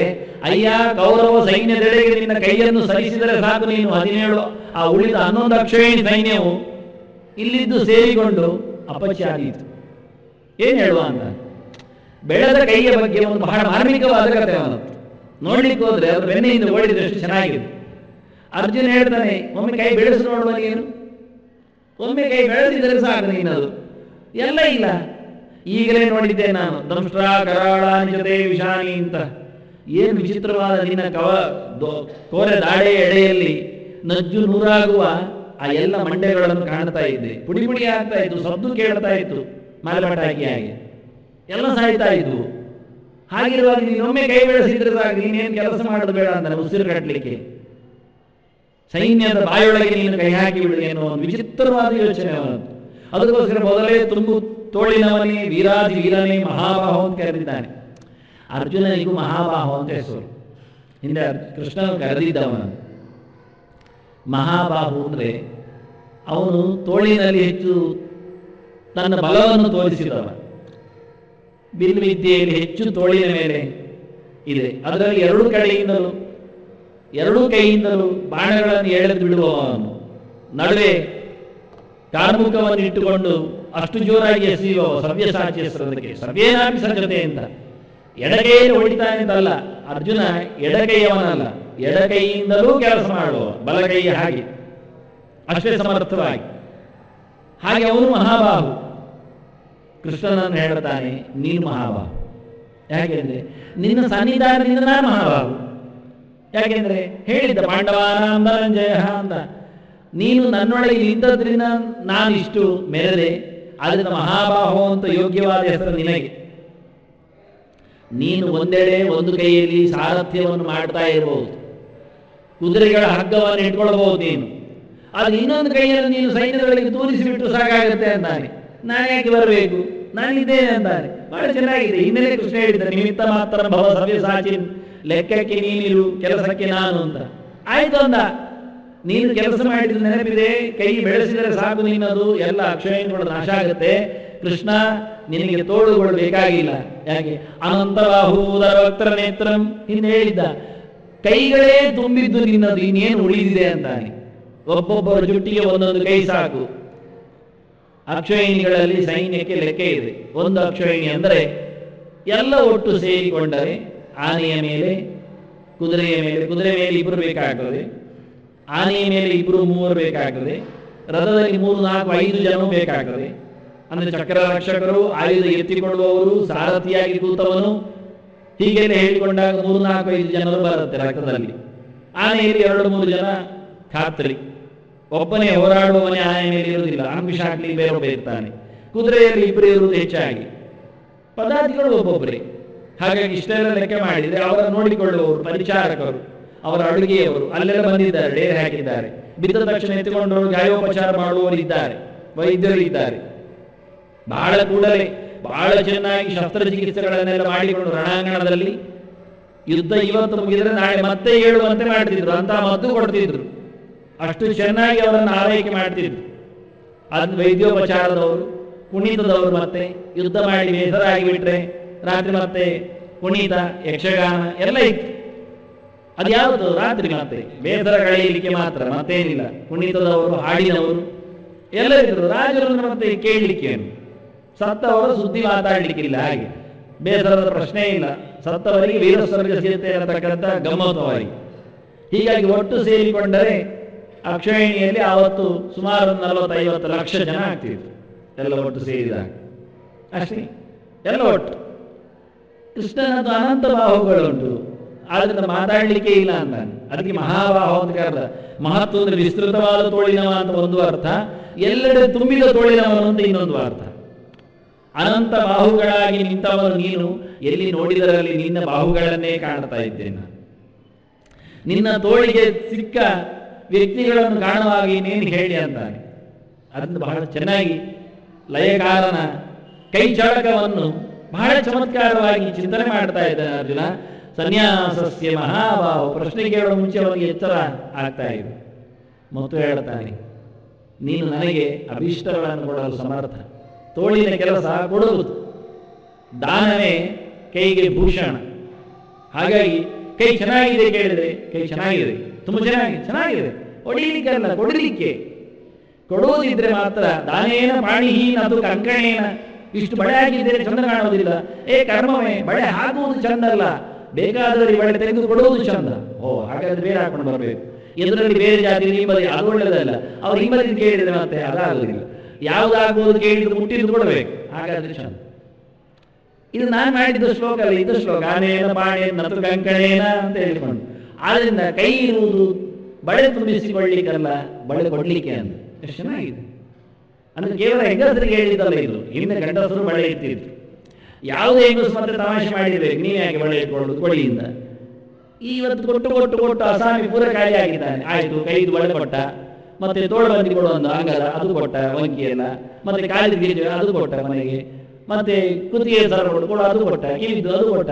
ಈಗ ಬೋಳಾಗಿ ಹೋದವ. ಎಲ್ಲ ಕೊಟ್ಟು ಕೊಟ್ಟು ಹೆಂಡತಿಯ ತಲೆಯಲ್ಲಿ ಮೋರೆಯಲ್ಲಿ ತುಂಬಿಸ್ಲಿಕ್ಕೆ ಹೋಗಿ ಅವನು ಯಾವುದು ಉಳಿಯಲಿಲ್ಲ. ಇದು ಕಾಲಕ್ರಮೇಣ ಯಾವುದೋ ಒಂದು 100 ವರ್ಷಗಳಲ್ಲಿ ಆಗಿ ಹೋದ ವೈಪರೀತ್ಯಗಳು. ಈಗ ಅವರು ಕೊಟ್ಟು ಕೊಟ್ಟು ಅದು ಇಲ್ಲ ಆಗಿದೆ. ಈಗ ಅವರು ಸಹ ಬೋಳ ಆಗ್ತಾ ಇದ್ದಾರೆ. ಯಾವುದು ಕೈಯಲ್ಲಿ, ಕಾಲಲ್ಲಿ, ಮೂಗಿನಲ್ಲಿ, ಕತ್ತಿನಲ್ಲಿ ಯಾವುದನ್ನು ಹಾಕೊಳ್ಳುವುದು ಇಲ್ಲ. ಈಗ ಅದು ಮತ್ತೆ ನಾವು ಗಂಡಸರಾಗಿ ಆಗಬೇಕಲ್ಲ ಹೇಳಿದ್ದಾರೆ. ಗಂಡಸರು ನಿಮ್ಮಂಥವರಿಗೆ ಕೊಟ್ಟು ಖಾಲಿ ಮಾಡಿಕೊಂಡು ದಾನಶೀಲರಾಗಿ ಇಲ್ಲದದ್ದು. ನೀವು ಯಾರಿಗೆ ಕೊಟ್ಟು ದಾನಶೀಲರಾಗಿದ್ದು ಹೇಳಿ? ನೀವು ಯಾರ ಕುತ್ತಿಗೆ ಕಟ್ಟಿದ್ರಿ? ಯಾರ ಕೈಗೆ ಸಿಕ್ಕಿಸಿದ್ರಿ? ಅದು ಪ್ರಶ್ನೆ. ಅದನ್ನ ಹೆಂಗಸರು ಬೋಳ ಆದ್ರೆ ಪ್ರಶ್ನೆ ಆಗುತ್ತೆ. ಯಾರಿಗೆ ಕೊಟ್ರಿ ಇಂದ? ಅವರ ಗಂಡಂದಿನ ಮೈಯಲ್ಲಾದ್ರೂ ಉಳಿಬೇಕು. ಯಾರಾದ್ರೂ ಒಬ್ಬರ ಮೈಯಲ್ಲಿ ಉಳಿದ್ರೆ ಅಥವಾ ಮಕ್ಕಳ ಮೈಯಲ್ಲಾದ್ರೂ ಉಳಿದ್ರೆ ಸರಿ, ಇಲ್ಲ ಅಂದ್ರೆ ಹೇಸಿಗೆ. ಅದನ್ನ ಸಮಾನಶೀಲ ಆಗಲಿಲ್ಲ ವ್ಯವಸ್ಥೆ. ಹಾಗಾಗಿ ಕೊಟ್ಟು ನೀವು ಉದಾರಿಗಳಾಗಿ ತೋರಿಸಲಿಕ್ಕೆ ಮಹಾಬಾಹೋ ಅಂತ ಕರೆದ. ಚಿಕ್ಕ ಮಕ್ಕಳಿಗೆ ಇವತ್ತೊಂದು ಮಾಸ್ಟರ್ ಕೈ ಬಾರಿ ದೊಡ್ಡದು ಅಂತ ಹೇಳ್ತಾರೆ. ಯಾವಾಗ ಅಂಕಗಳು ಕೊಟ್ಟರೆ, ಇಲ್ಲ ಹೇಳ್ತಾರೆ ಎಷ್ಟು ಸಣ್ಣದವರ ಕೈಯಿಂದ ಶಾರ್ಟ್ ಹ್ಯಾಂಡ್ ಅಂತಾರೆ. ಅದು ತಮಾಷೆ ಮಾಡಿ. ಅದರಿಂದ ದೊಡ್ಡ ಕೈ ಅಂತ ಹೇಳುವುದು ಯಾವಾಗ ಅಂದ್ರೆ ದಾನ ಮಾಡಿದಾಗ. ಅದರಿಂದ ಕೃಷ್ಣನ ಕೈಯನ್ನು ಬಹಳ ಚೆನ್ನಾಗಿ ಹೊಗಳ್ತಾನೆ. ಕೃಷ್ಣ, ನೀನು ಎಷ್ಟು ದೊಡ್ಡ ಭಾಗ್ಯವನ್ನು ನನಗೆ ಕೊಟ್ಟೆ ಅಂತ. ಕರ್ಮ ಸಿದ್ಧಾಂತದಲ್ಲಿ ನೆಲೆಗೊಳ್ಳುವಂತಹ ಒಂದು ಒಳ್ಳೆಯ ಅದ್ಭುತವಾದ ವ್ಯವಸ್ಥೆ. ದೈವ ಸಂಪತ್ತುಗಳನ್ನು ಆಗರದನ್ನಾಗಿ ಮಾಡಿಸಿಕೊಂಡು ಆಸುರ ಭಾವದಿಂದ ನನ್ನನ್ನು ದೂರಗೊಳಿಸಿ ಎಷ್ಟು ಅದ್ಭುತವಾದಂತಹ ನನ್ನನ್ನು ನನಗೆ ಮತ್ತೆ ನೀನು ಒಪ್ಪಿಸಿಕೊಟ್ಟೆ ಅಲ್ವ. ವ್ಯಕ್ತಿಗೆ ಆತ್ಮವಿಶ್ವಾಸವನ್ನು ತುಂಬಿಸುವುದೇ ದೊಡ್ಡ ದಾನ, ಅಂತಹ ಜ್ಞಾನದ ದಾನ, ಅಂತಹ ಕರ್ಮದಲ್ಲಿ ನೆಲೆಗೊಳಿಸುವಂತಹ ಒಂದು ವಿಧಾನ ಯಾರಿಗಾಗಬೇಕದು? ಅದು ಮಾಡಿದೆ. ಅಷ್ಟೇ ಅಲ್ಲ, ನೀನು ಎಲ್ಲರಿಗೂ ಚತುರ್ವಿಧ ಪುರುಷಾರ್ಥವನ್ನು ಕೊಡುವ ತೋಳಿನವ. 4 ತೋಳು ನಿನಗೆ ಯಾಕೆ ಅಂದ್ರೆ ನೀನು 4 ಕೊಡಬಲ್ಲೆ. ಕೇಳಿದವರಿಗೆ ಧರ್ಮದಲ್ಲಿ ನೆಲೆಗಟ್ಟು, ಬಯಸಿದವರಿಗೆ ಸಂಪತ್ತಿನ ಸಮೂಹ, ಇನ್ನೂ ಕೆಲವರಿಗೆ ಬೇಕಾದವರಿಗೆಲ್ಲ ಏನು ಬಯಸಿದವನ್ನೆಲ್ಲ ವರಗಳನ್ನು, ಕೊನೆಗೆ ಮೋಕ್ಷ. ಅದು ಇದು ಎಲ್ಲರಿಗಿಲ್ಲ. 4 ಕೈಯವರು ತುಂಬ ಜನ ಇರಬಹುದು, ಚಂದಕ್ಕೆ ಎಲ್ಲರಲ್ಲಿ 4 ತೋಳು ಬರಬಹುದು. ಆದರೆ ಕೊಡ್ಲಿಕ್ಕೆ ಹೋದ್ರೆ 4 ಸಿಗುವುದಿಲ್ಲ ಅವರ ಕೈಯಲ್ಲಿ. ಇನ್ನೊಬ್ಬರ ಕಿಸೆದ್ದು ತೆಗೆದುಕೊಡಬೇಕು, ಸಂಪತ್ತು ಅವರಲ್ಲಿ ಪೂರ ಇಲ್ಲ. ಬಯಸಿದ್ದನ್ನು ಕೊಡುವಷ್ಟು ಅವರು ಸಮರ್ಥರೇ ಅಲ್ಲ. ಮೋಕ್ಷ ಒಂದು ಸರ್ವಾತ್ಮನ ಕೊಡುವುದಿಲ್ಲ ಯಾರು ಸಹ. ಹಾಗಾಗಿ ಭಗವಂತನ ಮಾತ್ರ ಮಹಾಬಾಹೋ ಅಂತ ಹೇಳಿಕೊಂಡು ಮಹತ್ತರವಾದ, ಅದ್ಭುತವಾಗಿರತಕ್ಕ, ಮಹನೀಯವಾದ, ಎಲ್ಲರಿಂದಲೂ ಪೂಜ್ಯವಾದ ಚತುರ್ವಿಧ ಪುರುಷಾರ್ಥಗಳನ್ನು ಯಾವತ್ತೂ ವಿತರಿಸುವ ಶುದ್ಧ ತೋಳಿನವನು ನೀನು, ನಿನ್ನ ಸ್ವರೂಪದವನು ನೀನು. ದೇವರ ಕೈಯಿಂದ ಬೇರೆ ಇಲ್ಲ, ದೇವರು ಬೇರೆ ಇಲ್ಲ. ಕತ್ತರಿಸಲು ಆಗುವ ಕೈ ದೇವರದ್ದಲ್ಲ. ಹಾಗಾಗಿ ಭಗವಂತ ಅಂದ್ರೂ ಕೈ ಅಂದ್ರೆ ಒಂದೇ. ನೇನಾಸ್ತಿ ಕಿಂಚನ ಅಂತ ಶಾಸ್ತ್ರ ಶೀರ್ಷ ಪುರುಷ ಹೇಳಿದದಕ್ಕೋಸ್ಕರ ಒಟ್ಟಿಗಿರುವ ಕೈಕಾಲುಗಳು ತೋಳುಗಳು ಎಲ್ಲ ದೇವರದ್ದು. ಆದ್ರೆ ಇಲ್ಲಿ ವಿಶೇಷಣಗಳ ಪಾರ್ವತ್ಯಕ್ಕೆ ಹೆಚ್ಚು ಒತ್ತಿರು. ನೀನು ನನ್ನನ್ನು ಆ ತೋಳಿನಿಂದ ಆಲಿಂಗನ ಮಾಡಬೇಕಂತಾನೆ. ಮುಂದೆ ಎಷ್ಟೋ ಬಾರಿ ಮಾಡ್ತಾನೆ. ಅದರ ಆಸೆಯನಿಗೆ ಅರ್ಜುನನಿಗೆ ಮುಟ್ಟಿ ಎಬ್ಬಿಸಿ ನಿಲ್ಲಿಸಿದ್ದಾನೆ. ಉತ್ತಿಷ್ಟ ಅಂತ ಹೇಳಿಕೊಂಡು ಬೆನ್ನು ತಟ್ಟಿದ್ದಾನೆ. ಕ್ಲೈಬ್ಯಂ ಮಾಸ್ಮಗಮಪ್ಪಾರ್ಥ ಅಂತ. ಅಯ್ಯ ಹೇಳಿ ಆಗುವುದ ನೀನು ಅಂತ ಬಹಳ ಚೆನ್ನಾಗಿ ಅವನು ಕುಸಿದು ಕೆಳಗೆ ಬಿದ್ದು ನಿಂತಾಗ ಅವನು ಎಬ್ಬಿಸಿ ನಿಲ್ಲಿಸಿ ಆಧಾರ ಕೊಟ್ಟು ಕೃಷ್ಣ ಬಹಳ ಚೆನ್ನಾಗಿ ಮಾತಾಡಿಸಿದ್ದಾನೆ. ಆದ್ರಿಂದ ಬಹಳ ಚೆನ್ನಾಗಿ ಅವನ ಕೈಯ ಸ್ಪರ್ಶಕ್ಕೆ ಬಲಿಯಾದ ಅರ್ಜುನ ಹೇಳ್ತಾನೆ, ಆಹಾ ಚೆನ್ನಾಗಿದೆ. ಸನ್ಯಾಸಸ್ಯ ಮಹಾಬಾಹು ತ್ಯಾಗಸ್ಯ ತತ್ವಮಿಚ್ಛಾಮಿ ವೇದಿತುಂ ತ್ಯಾಗಸ್ಯ ಋಷಿಕೇಶ. ಹೊರಗಿಂದ ನೀನು ಎಷ್ಟೋ ಕೊಟ್ರೆ ಕೊಡಬಹುದು, ಆದ್ರೆ ಒಳಗಿಂದ ಉಳಿಸಿಕೊಳ್ಬೇಕಲ್ಲ ನಾನು ಅಂತಾನೆ. ಹೌದಲ್ಲ? ಮತ್ತೆ ಅದು ನೀನು ಒಳಗೆ ಕೂತವನು ನೀನೇ ಅಂದ. ನಾವು ಕೇಳಲಿಕ್ಕೆ ಕೇಳ್ತೇವೆ, ಕೆಲವೊಮ್ಮೆ ಎಂತ ಕೇಳಬೇಕು ಅಂತ ಗೊತ್ತಿರುವುದಿಲ್ಲ, ಅದು ಕಷ್ಟ ಆಗಿ. ಆದ್ರಿಂದ ಕೊಡುವವನು ಸಿಕ್ಕಿದಾಗ ಕೇಳುಗನಿಗೆ ಬಹಳಷ್ಟು ತಾಳಮಾಡ. ಎಂಥದ್ದು ಕೇಳುವುದು, ಎಷ್ಟು ಕೇಳುವುದು, ಹೇಗೆ ಕೇಳುವುದು, ಅದಾಗುವುದಿಲ್ಲ. ಅಂದ ಹೇಳ್ತಾ ಇವ, ಒಳಗೆ ಕೂತು ಕೇಳಿಸುವವನು ನೀನೆ, ಒಳಗೆ ಕೂತು ಕೇಳಿಸಿದ್ದನ್ನು ಪಡೆದ ನಂತರ ಉಳಿಸಿಕೊಳ್ಳುವವನು ನೀನೆ. ಕೊಟ್ಟಾಯಿತು, ಹಾಳು ಮಾಡಿದ್ರೆ. ಆದ್ರಿಂದ ನನ್ನ ಇಂದ್ರಿಯಗಳಿಗೆ ಲಗಾಮು ಹಾಕಿ, ಕುದುರೆಗಳಿಗೆ ಅಲ್ಲಯ್ಯ, ನನ್ನ ಇಂದ್ರಿಯಗಳಿಗೆ. ಅದಕ್ಕೆ ಕುದುರೆ ಶಬ್ದ ಹೇಳಿದ್ದು ಕೇಶಿನಿ ಸೂದನ ಅಂತ. ನೀನು ಹೊರಗೊಂದು ಕುದುರೆಯನ್ನು ಕೊಂದೆ, ಅದು ಒಂದೇ.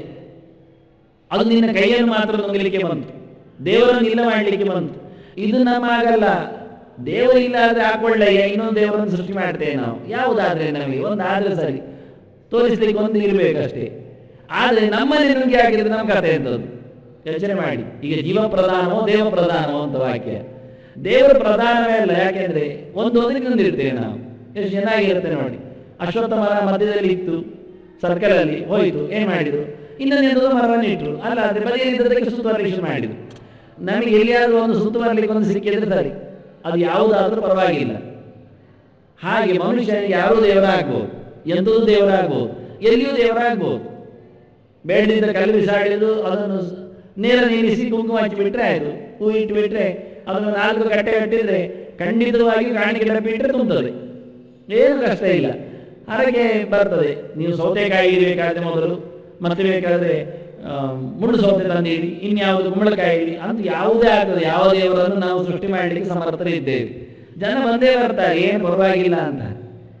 ಹೀಗಾಗಿ ವಾಸ್ತವವಾಗಿ ನಮಗೆ ದೇವರು ಮುಖ್ಯ ಅಲ್ಲ, ದೇವರು ಸುಮಾರು ಸಿಗ್ತಾರೆ, ನಾವು ಬದುಕುವುದು ಮುಖ್ಯ. ನಾವು ನಮ್ಮನ್ನು ಪ್ರತಿಷ್ಠೆ ಮಾಡಿಕೊಳ್ಬೇಕು. ನಾವೇ ಇಲ್ಲದಿದ್ರೆ ದೇವರ ಸುದ್ದಿ ಏನು? ಅದನ್ನ ಕೇಶ್ ನಿಶೂದನ ಅಂತ ಹೇಳಿ ಒಬ್ಬ ಕುದುರೆ ಅವ ದೇವರ ಕೈಯನ್ನೇ ನುಂಗಿದ, ದೇವರನ್ನೇ ನುಂಗ್ಲಿಕ್ಕೆ ಹೋದ. ನಮ್ಮ ಕುದುರೆಗಳು, ನಾವು ಸಾಕಿದ ಕುದುರೆಗಳು ನಮ್ಮನ್ನೇ ನುಂಗ್ತಾ ಉಂಟಲ್ಲ ಅಂತ. ನಾವೇ ಸಾಕಿದ್ದು 10 ಕುದುರೆಗಳುಂಟು, ಮತ್ತು 2 ಉಂಟು, 12 ಕುದುರೆ ಉಂಟು. 1 ಡಜನ್ ಕುದುರೆ, 2 ಒಳಗಿನ ಕುದುರೆ, 10 ಹೊರಗಿನ ಕುದುರೆ. ಮನಸ್ಸು ಮತ್ತೆ ಬುದ್ಧಿ ಎನ್ನುವುದು 2 ಕುದುರೆ, ಭಾರಿ ಜೋರಿನ ಕುದುರೆ. ಹೊರಗಿನ 5 ಮತ್ತು 5 ಕುದುರೆಗಳು, 5 ಕರ್ಮೇಂದ್ರಿಯಗಳು, 5 ಜ್ಞಾನೇಂದ್ರಿಯಗಳು. ಇಂದ್ರಿಯಾಣಿ ಹಯಾನಾಹು. ಅಯ್ಯ, ಈ ಕುದುರೆಗಳಿಗೆ ಯಾರು ಕಟ್ಟ ಹಾಕುವುದು ಕೇಳ್ತಾರೆ. ಇದನ್ನು ಯಾರು ಎಳ್ಕೊಂಡಿಡುವುದು? ಇದನ್ನು ಎಲ್ಲಿಗೆ ಕರ್ಕೊಂಡು ಹೋಗಬೇಕು? ಇದರ ಸಾರಥ್ಯ ಯಾರ ಕೈಗೆ ಕೊಡಬೇಕು ನಾನು? ಅದಕ್ಕೆ ಕೃಷ್ಣ, ನೀನು ಹೊರಗಿನ ಗಾಳಿಯ ಬೋವಿಯವನಾಗುವುದಕ್ಕಿಂತ ಹೆಚ್ಚು ನನ್ನ ಒಳಗಿನ ದೇವನಾಗಿ ನೀನು ಸಾರಥ್ಯ ವಹಿಸಿಕೊಳ್ಳುವುದು ನನಗೆ ಚಂದ ಅಂದ. ಅದನ್ನ ಋಷಿಕೇಶ ಕರೀತಾನೆ. ನೀನು ಹೊರಗಿನ ತೋಳಿನಲ್ಲಿ ಹಿಡಿಯುವ ಕುದುರೆಗಳಿಗಿಂತ ನನ್ನ ಒಳಗಿನ ಇಂದ್ರಿಯಗಳಿಗೆ ನಿನ್ನ ಕೈ ಆಲಿಂಗನ ನನಗೆ ಸಿಗಬೇಕು ಅಂತ ಕೇಳ್ತಾನೆ. ಅದಕ್ಕೆ ನಾನು ಹಾಗೆ ಹೇಳಿದೆ, ಅರ್ಜುನ ಅಲಿಂಗಿತನಾಗಿದ್ದಾನೆ ಅಂತ. ಇಂದ್ರಿಯಗಳ ಪೂರ್ತಿ ಅವನದ್ದು ಇವತ್ತು ಕೃಷ್ಣನ ಸಂಸ್ಪರ್ಶದಿಂದ ಮೆರೆದಾಡಿದೆ. ರೋಮ ಹರ್ಷಷ್ಟ ಜಾಯತೆ ಅಂದಿದ್ದ ಗಾಂಡೀವ ಜಾರಿದಾಗ. ಈಗ ಕೃಷ್ಣ ಮೆತ್ತಗೆ ಮುಟ್ಟಿದಾಗ ಆನಂದ ಆಗತ್ತೆ ಅಂದ. ಎಲ್ಲ ಇಂದ್ರಿಯಗಳು ಇವತ್ತು ಮತ್ತೆ ಹೇಳ್ತಾ ಇವೆ, ಚುಗುರುತ್ತಾ ಇವೆ, ಗಟ್ಟಿಯಾಗ್ತಾ ಇವೆ. ಅಯ್ಯ, ನಿನ್ನ ತೋಳಿನ ಸ್ಪರ್ಶಕ್ಕೆ ನನ್ನ ಇಂದ್ರಿಯಗಳು ಇವತ್ತು ಜೀವ ತುಂಬಿದೆ ಅಂತ ಋಷಿಕೇಶ. ಅದು ಎಲ್ಲಿ ಕರ್ಕೊಂಡು ಹೋಗಬೇಕು, ಎಲ್ಲಿಗೆ ನಿಲ್ಲಿಸಬೇಕು, ಎಷ್ಟು ಜೋರಾಗಿ ಓಡಿಸಬೇಕು, ಯಾವುದರೆಡೆಗೆ ಸಾಗಿಸಬೇಕು ಎನ್ನುವುದು ನಿನ್ನ ಕೈಯಲ್ಲಿದೆ ಎನ್ನುವ ಬಹಳ ಸುಂದರವಾದ, ಅತಿ ಆಸೆಯಿಂದ ಕೇಳುವ ಪ್ರಶ್ನೆಯಲ್ಲಿ ಅದನ್ನು ಕೇಳಿಬಿಟ್ಟಿದ್ದಾನೆ ಋಷಿಕೇಶ ಅಂತ. ಅದಕ್ಕೆ ಕೇಶಿನಿಶೂದನ ಕೊಟ್ಟ. ವಾಕ್ಯದಲ್ಲಿ ನಿನಗೆ ಕುದುರೆಗಳನ್ನು ನಿಗ್ರಹಿಸುವ ಚಮತ್ಕಾರ ಗೊತ್ತಿದೆ, ನನ್ನ ಇಂದ್ರಿಯಗಳನ್ನು ಒಮ್ಮೆ ನೋಡಿಕೋ ಅಂತಾನೆ. ನನ್ನ 12 ಇಂದ್ರಿಯಗಳಿಗೆ ಒಮ್ಮೆ ನೀನು ಬಾಯಿ ಹಾಕಿಬಿಡು, ಕೈ ಹಾಕಿಬಿಡು, ನೋಡುವ. ಅವುಗಳ ಬಾಯಿಯೊಳಗೆ ಕೈ ಹಾಕಿ ನಿಲ್ಲಿಸಿ ಬಾಯಿ ಮುಚ್ಚಿಸಬೇಕು ಅವುಗಳನ್ನು. ಅವು ನುಂಗ್ಲಿಕ್ಕೆ ಹೋಗ್ತಾವೆ, ಸಿಕ್ಕಿದ್ದನ್ನೆಲ್ಲ ಕಬಳಿಸ್ತಾವೆ, ಎಲ್ಲವನ್ನೂ ಮುಗಿಸಿಬಿಡ್ತಾವೆ. ಅದಕ್ಕೋಸ್ಕರ ಹಿಂದೆ ಹೇಳಿದ್ದ, ಕಾಮೇಶ ಕ್ರೋಧೇಶ ರಜೋಗುಣ ಸಮುದ್ಭವ ಅಂತ. ಮನಸ್ಸು ಬೇಕು ಹೇಳುತ್ತೆ, ಬುದ್ಧಿ ಕೋಪವನ್ನು ಮಾಡುತ್ತೆ, ಸಿಗೋದಿಲ್ವಾ ಏನಾಗುತ್ತೆ ನೋಡುವ. ಹೀಗೆ ಕಾಮ ಕ್ರೋಧಗಳ ಮನೆ ಅದು ಮನಸ್ಸು ಮತ್ತು ಬುದ್ಧಿ, ಅದು ಮಹಾಶನ. ಅವು ಹೊಟ್ಟೆ ಭಾಗಗಳು ತಿಂದಾಗ್ತವೆ, ಮರ್ಯಾದೆ ಬಿಟ್ಟವುಗಳು ಮಹಾಪಾತ್ಮ ಅಂತಾನೆ, ಕೆಟ್ಟ ಕೇಳಿಗಳು ಅಂತಾವೆ. ಅದರಿಂದ ಅವುಗಳು ಹೇಳಿದ್ದು ಕೇಳೋದಿಲ್ಲ, ನುಂಗಿ ಹಾಕ್ತಾ ಇರ್ತವೆ. ಆ ನುಂಗಿ ಹಾಕುವ ಬಾಯಿ ತೆಗೆದ 2 ಕುದುರೆಗಳನ್ನು ಮೊದಲು ಮುಚ್ಚು ನೀನು, ಹೊರಗಿನ 10 ಕುದುರೆಗಳಿಂದ ಕಟ್ಟಿ ಹಾಕು ನೀನು. ಅದನ್ನ ಕೃಷ್ಣ ಅಂತ ಕರೆಯುವಾಗ ಎಷ್ಟು ಚೆನ್ನಾಗಿ ಋಷಿಕೇಶ ಅಂತ ಕರೀತಾರೆ. ಹೊರಗಿನಿಂದ ಸಾಮ್ರಾಜ್ಯವನ್ನು ಕೊಟ್ಟೆ, ಒಳಗಿನಿಂದ ಆನಂದವನ್ನು ಕೊಡಬೇಕು ನೀನು. ಅದರಿಂದ ಋಷಿಕೇಶ ಅಂದ್ರೆ, ಋಷಿಕ ಅಂದ್ರೆ ಖುಷಿ ಅಂತ ಅರ್ಥ. ಎಲ್ಲ ಆನಂದಗಳನ್ನು ಕೊಡುವವ ನೀನು. ಅದರಿಂದ ರಾಜ್ಯದ ಆಸೆ ಏನಯ್ಯ, ಭೋಗದ ಬಯಕೆ ಏನಯ್ಯ, ನೀನೇ ನನಗೆ ಸಿಕ್ಕಿರುವಾಗ, ಆ ಸ್ವರೂಪದ ಆನಂದಕ್ಕೆ ನಾನು ಪಾತ್ರನಾಗಿರುವಾಗ ನೀನೇ ಹೇಳಿದೆ ದೈವ ಸಂಪತ್ತು ನೀನದು ಅಂತ. ಕೃಷ್ಣ ನೀನು ಬೇಕು, ಹಾಗಾಗಿ ನನಗೆ ಆನಂದದ ಉಣಿಸು ಸಿಗಲಿ ಅಂತ ಪ್ರಾರ್ಥನೆ ಮಾಡ್ತಾನೆ. ಅದಕ್ಕೋಸ್ಕರ ತತ್ವಮಿಚ್ಛಾಮಿ ಅಂತ, ನನಗೆ ಯಥಾರ್ಥದ ಅರಿವು ಬೇಕು. ಸುಮ್ಮನೆ ಹಾಗೆ ಹೀಗೆ ಅಂತ ಅರ್ಥ ಆಗುವುದಕ್ಕಿಂತ ಬಹಳ ಚೆನ್ನಾಗಿ ನನ್ನ ನೀನು ಮಾತಾಡಿಸಬೇಕು ಎನ್ನುವ ನೆಲೆಯಲ್ಲಿ ಋಷಿಕೇಶ. ಹಾಗಾಗಿ ಕೇಶ ನಿಶೂದನ ಎಲ್ಲ ಸಂಬೋಧನೆಗಳಿಗೆಲ್ಲ ಅನೇಕ ಅರ್ಥಗಳ ಬಗ್ಗೆ ಅನೇಕರು ಪ್ರಯತ್ನ ಪಟ್ಟಿದ್ದಾರೆ. ಕೇಶಿ ಎನ್ನುವುದು ಅದು ಅಜ್ಞಾನದ ಸಂಕೇತ ಅನ್ನುವುದಾಗಿ ಮಧುಸೂದನ ಸರಸ್ವತಿ ಬರೀತಾನೆ. ನೀನು ಕೇಶಿಯನ್ನು ಸಂಹಾರ ಮಾಡಿದ ಹಾಗೆ ನನ್ನ ಒಳಗೆ ನೆಗೆಯುತ್ತಿದ್ದ ಹಾರುತ್ತಿರುವ ಅಜ್ಞಾನ ಇದೆ, ಅದನ್ನು ತಣ್ಣಗೆ ಮಾಡಯ್ಯ, ಮುಗಿಸ್ಬಿಡಯ್ಯ. ಅದನ್ನ ಅಸುರರ ಸಂಹಾರಕ್ಕೆ ಕೃಷ್ಣನ ಬಗ್ಗೆ ಹೇಳಿದ್ದು ಆಸುರ ಸ್ವಭಾವದ ಸಂಹಾರದ ಬಗ್ಗೆ. ಅದನ್ನ ಕೃಷ್ಣ ಒಂದೊಂದೇ ತೋರಿಸಿದ್ದು ಮಾಡೆಲ್ ಕೊಂದಾಗಿರೋದು. ಕುದುರೆಯನ್ನು ಕೊಂದ ಅಂದ್ರೆ ಕುದುರೆಯ ಕಥೆಯನ್ನು ಕೇಳಿದ್ರೆ ಕೆನೆಯುವುದು, ಅದನ್ನು ಮುಗಿಸಿದ ಅಂತ ಅರ್ಥ. ಕೆಲವರು ಹಾಗೆ ಮಾಡ್ತಾರೆ. ಕತ್ತೆಯದ್ದು ಸ್ವಭಾವ ಏನು ಕೇಳಿದ್ರೆ ಅದು ಒದೆಯುವುದು, ಅದನ್ನ ಕತ್ತೆಯನ್ನು ಮುಗಿಸಿದ ಅಂದ್ರೆ ಒದೆಯುವುದನ್ನು ನಿಲ್ಲಿಸಿದ ಅಂತ ಅರ್ಥ. ಹಾಗೆ ಒಂದೊಂದರದ್ದು ಒಂದೊಂದು ಕ್ರಮ ಇದೆ ಅಂತಾರೆ. ಆ ಒಂದೊಂದನ್ನು ನಿಲ್ಲಿಸಲಿಕ್ಕೋಸ್ಕರ ಕೃಷ್ಣ ಒಂದೊಂದು ಕಥೆಯಲ್ಲಿ ಒಬ್ಬೊಬ್ಬರನ್ನು ತಂದಿಟ್ಟಿದ್ದಾನೆ. ಸರ್ವ ಸಂಹಾರ ಮಾಡುವ ಒಂದು ವಿಚಿತ್ರವಾದ ಪರಿಚಯ ಅವನು ಮಾಡಿಕೊಟ್ಟಿದ್ದಾನೆ. ಅದಕ್ಕೋಸ್ಕರ ಇಲ್ಲಿ ಕೇಳ್ತಾನೆ ಕೇಶಿ ನಿಶೂದನ ಅಂತ. ನಿಜವಾಗಿ ಋಷಿಕದಲ್ಲಿ ನೀನು ಒಡೆಯನಾಗಿದ್ದು, ಋಷಿಕಕ್ಕೆ ಅಂಟಿಕೊಂಡ, ಇಂದ್ರಿಯಗಳಿಗೆ ಅಂಟಿಕೊಂಡ ನಾನಾ ಬಗೆಯ ಸಂಶಯಗಳು, ಅಜ್ಞಾನಗಳು ತಪ್ಪು ಕಲ್ಪನೆಗಳು, ಅವನ್ನೆಲ್ಲ ತೆಗಿಬೇಕು. ಅದಕ್ಕೋಸ್ಕರ ಪ್ರಶ್ನೆ ಮಾಡಿದ್ರಂತೆ. ಅಜ್ಞಾನ ತೆಗೆಯುವವರು ನೀನಲ್ಲದೀನು ಯಾರಿದ್ದಾರೆ? ಯಾರಿಗೆ ಗೊತ್ತಿದೆ ಕೇಳ್ತಾರೆ. ದೊಡ್ಡ ಕೆಲಸ ಇರುವುದೇ ಅಲ್ಲಿ. ನಾವು ಯಾರಿಗೆ ಗೊತ್ತಿದೆಯೋ ಅವರನ್ನು ಮುಟ್ಟೋದಿಲ್ಲ, ಯಾರಿಗೆ ಗೊತ್ತಿಲ್ಲವೋ ಅವರನ್ನು ಕೇಳಿಕೊಂಡು ತೆಪ್ಪಗೆ ಹಿಂಬಾಲಕರಾಗ್ತೀವಿ. ಹಿಂದೆ ಹೇಳಿದ್ದವ ಶ್ರುತಿಕಾರ, ಅಂದೇ ನೈಮ ನಿಯಮಾನ ಯಥಾಂಧ ಅಂತ ದ್ರಮ್ಯಮಾಣ ಪರ್ಯಂತಿ ಮೂಢಾ. ದಡ್ರಿದ್ದಾರೆ ಅಂತಾನೆ. ಸ್ವಯಂ ಧೀರಾ ಪಂಡಿತ ಮನ್ಯಮಾನ, ತಾವೇ ಧೀರರು ಪಂಡಿತರು. ನೋಡಿ ಚೆನ್ನಾಗಿದೆ ಈ ಸನ್ಯಾಸ ಮತ್ತು ತ್ಯಾಗ ಎರಡು ಒಟ್ಟು ಮಾಡಿ ಪ್ರಶ್ನೆ ಕೇಳುತ್ತಾನೆ. ತೈತ್ರಿಯದ ಉಪನಿಷತ್ತಿನ ಮಾತು ಹಾಗೇ ಇದೆ. ಸನ್ಯಾಸ ಯೋಗಾದ್ಯತೆಯ ಶುದ್ಧ ಸತ್ವ ತೇ ಬ್ರಹ್ಮಲೋಕೆ ಚ ಪರಾಂತಕಾಲೇ ಪರಾಮೃತಾತ್ ಪರಿಮುಚ್ಯಂತಿ ಸರ್ವೇ ವೇದಾಂತ ವಿಜ್ಞಾನ ಸುನಿಶ್ಚಿತಾರ್ಥ ಸನ್ಯಾಸ ಯೋಗಾದ್ಯತೆಯ ಶುದ್ಧ ಸತ್ವ ತ್ಯಾಗೇನೈಕೆ ನ ಕರ್ಮಣ ನ ಪ್ರಜೆಯ ಧನೇನ ತ್ಯಾಗೇನೈಕೆ ಅಮೃತತ್ವಮಾನುಷು. ಇದೇ ಶಬ್ದಗಳು. ತ್ಯಾಗದಿಂದಲೇ ಹಿಂದಿನವರು ಗೆದ್ದರು, ಲೋಕವನ್ನು ಗೆದ್ದರು, ಮೆರೆದರು ಅಂತ. ನ ಕರ್ಮಣ, ಕರ್ಮದಿಂದ ಅಲ್ಲ. ನ ಪ್ರಜೆಯ, ಮಕ್ಕಳು ಮರಿಗಳನ್ನು ಮಾಡಿ ಅಲ್ಲ. ನ ಧನೇನ, ದುಡ್ಡು ಸಂಪಾದನೆ ಮಾಡಿಟ್ಟಲ್ಲ. ನ ಕರ್ಮಣ ನ ಪ್ರಜೆಯ ಧನೇನ. ಮತ್ತೆ ತ್ಯಾಗೇನ, ಮನೆ ಮಂದಿಯನ್ನು ಬಿಟ್ಟು ಸಂಪತ್ತನ್ನು ತೊರೆದು ಎಲ್ಲ ಕೆಲಸಗಳನ್ನು ನಿಲ್ಲಿಸಿ ಕೇವಲ ತ್ಯಾಗದಿಂದ. ಅದರಿಂದ ಕೃಷ್ಣನಲ್ಲಿ ಕೇಳ್ತಾನೆ, ತ್ಯಾಗಸ್ಯ ತತ್ವಮಿಚ್ಛಾಮಿ. ನನಗೆ ಅದೆಂತ ತ್ಯಾಗ ಅರ್ಥ ಆಗುದಿಲ್ಲ. ಎಲ್ಲ ಬಿಟ್ಟು ಅಂದ್ರೆ ಕರ್ಮವನ್ನು ತೊರೆದು ಅಂತ ಹೇಳಿಬಿಟ್ರೆ, ನೈ ಕಶ್ಚಿತ್ ಕ್ಷಣಮಪಿ ಜಾತುತಿಷ್ಠತೆ ಕರ್ಮಕೃತ್ ಕಾರ್ಯತೆ ಶವಶ ಕರ್ಮ ಸರ್ವ ಪ್ರಕೃತಿ ಜೈ ಗುಣೈ. ಒಂದரை ನಿಮಿಷವೂ ಮನುಷ್ಯ ಕೆಲಸ ಇಲ್ಲದೆ ಇರ್ಲಿಕ್ಕೆ ಆಗೋದಿಲ್ಲ ಅಂದ್ರೆ, ಉಸಿರಾಡುವುದು ಒಂದು ಕೆಲಸ, ಮೂಗು ಹಿಡಿದದ್ದು ಒಂದು ಕೆಲಸ ಪ್ರಾಣಾಯಾಮ ಮಾಡಿದಾದ್ರೆ. ಇಲ್ಲ, ಮೂಗು ಹಿಡಿಯದೆ ಪ್ರಾಣಾಯಾಮ ಮಾಡಿದ, ಆಯ್ತು ಪ್ರಾಣಾಯಾಮ ಮಾಡ್ತಾ ಇದ್ದಾನಲ್ಲ, ದಮ್ ಹಿಡಿದು ಕೂತಿದ್ದಾನಲ್ಲ, ಮತ್ತೆ ಅದು ಒಂದು ಕೆಲಸವೇ ಅಲ್ಲ. ಕೂತಿದ್ದಾನಲ್ಲ, ಮತ್ತೆ ಯೋಚನೆ ಮಾಡ್ತಾ ಇದ್ದಾನಲ್ಲ, ಗಾಳಿ ನಿಗ್ರಹ ಮಾಡ್ತಾ ಇದ್ದೆ ಯೋಚನೆ ಮಾಡಿಕೊಂಡು ನಿಗ್ರಹ, ಅದೊಂದು ಕೆಲಸ ಅಲ್ಲ, ಮಾನಸಿಕ ಕೆಲಸ ಆಗ್ತಾ ಉಂಟಲ್ಲ. ಕೂತ್ಕೊಳ್ಳುವುದು ಶಾರೀರಿಕ ಕೆಲಸ.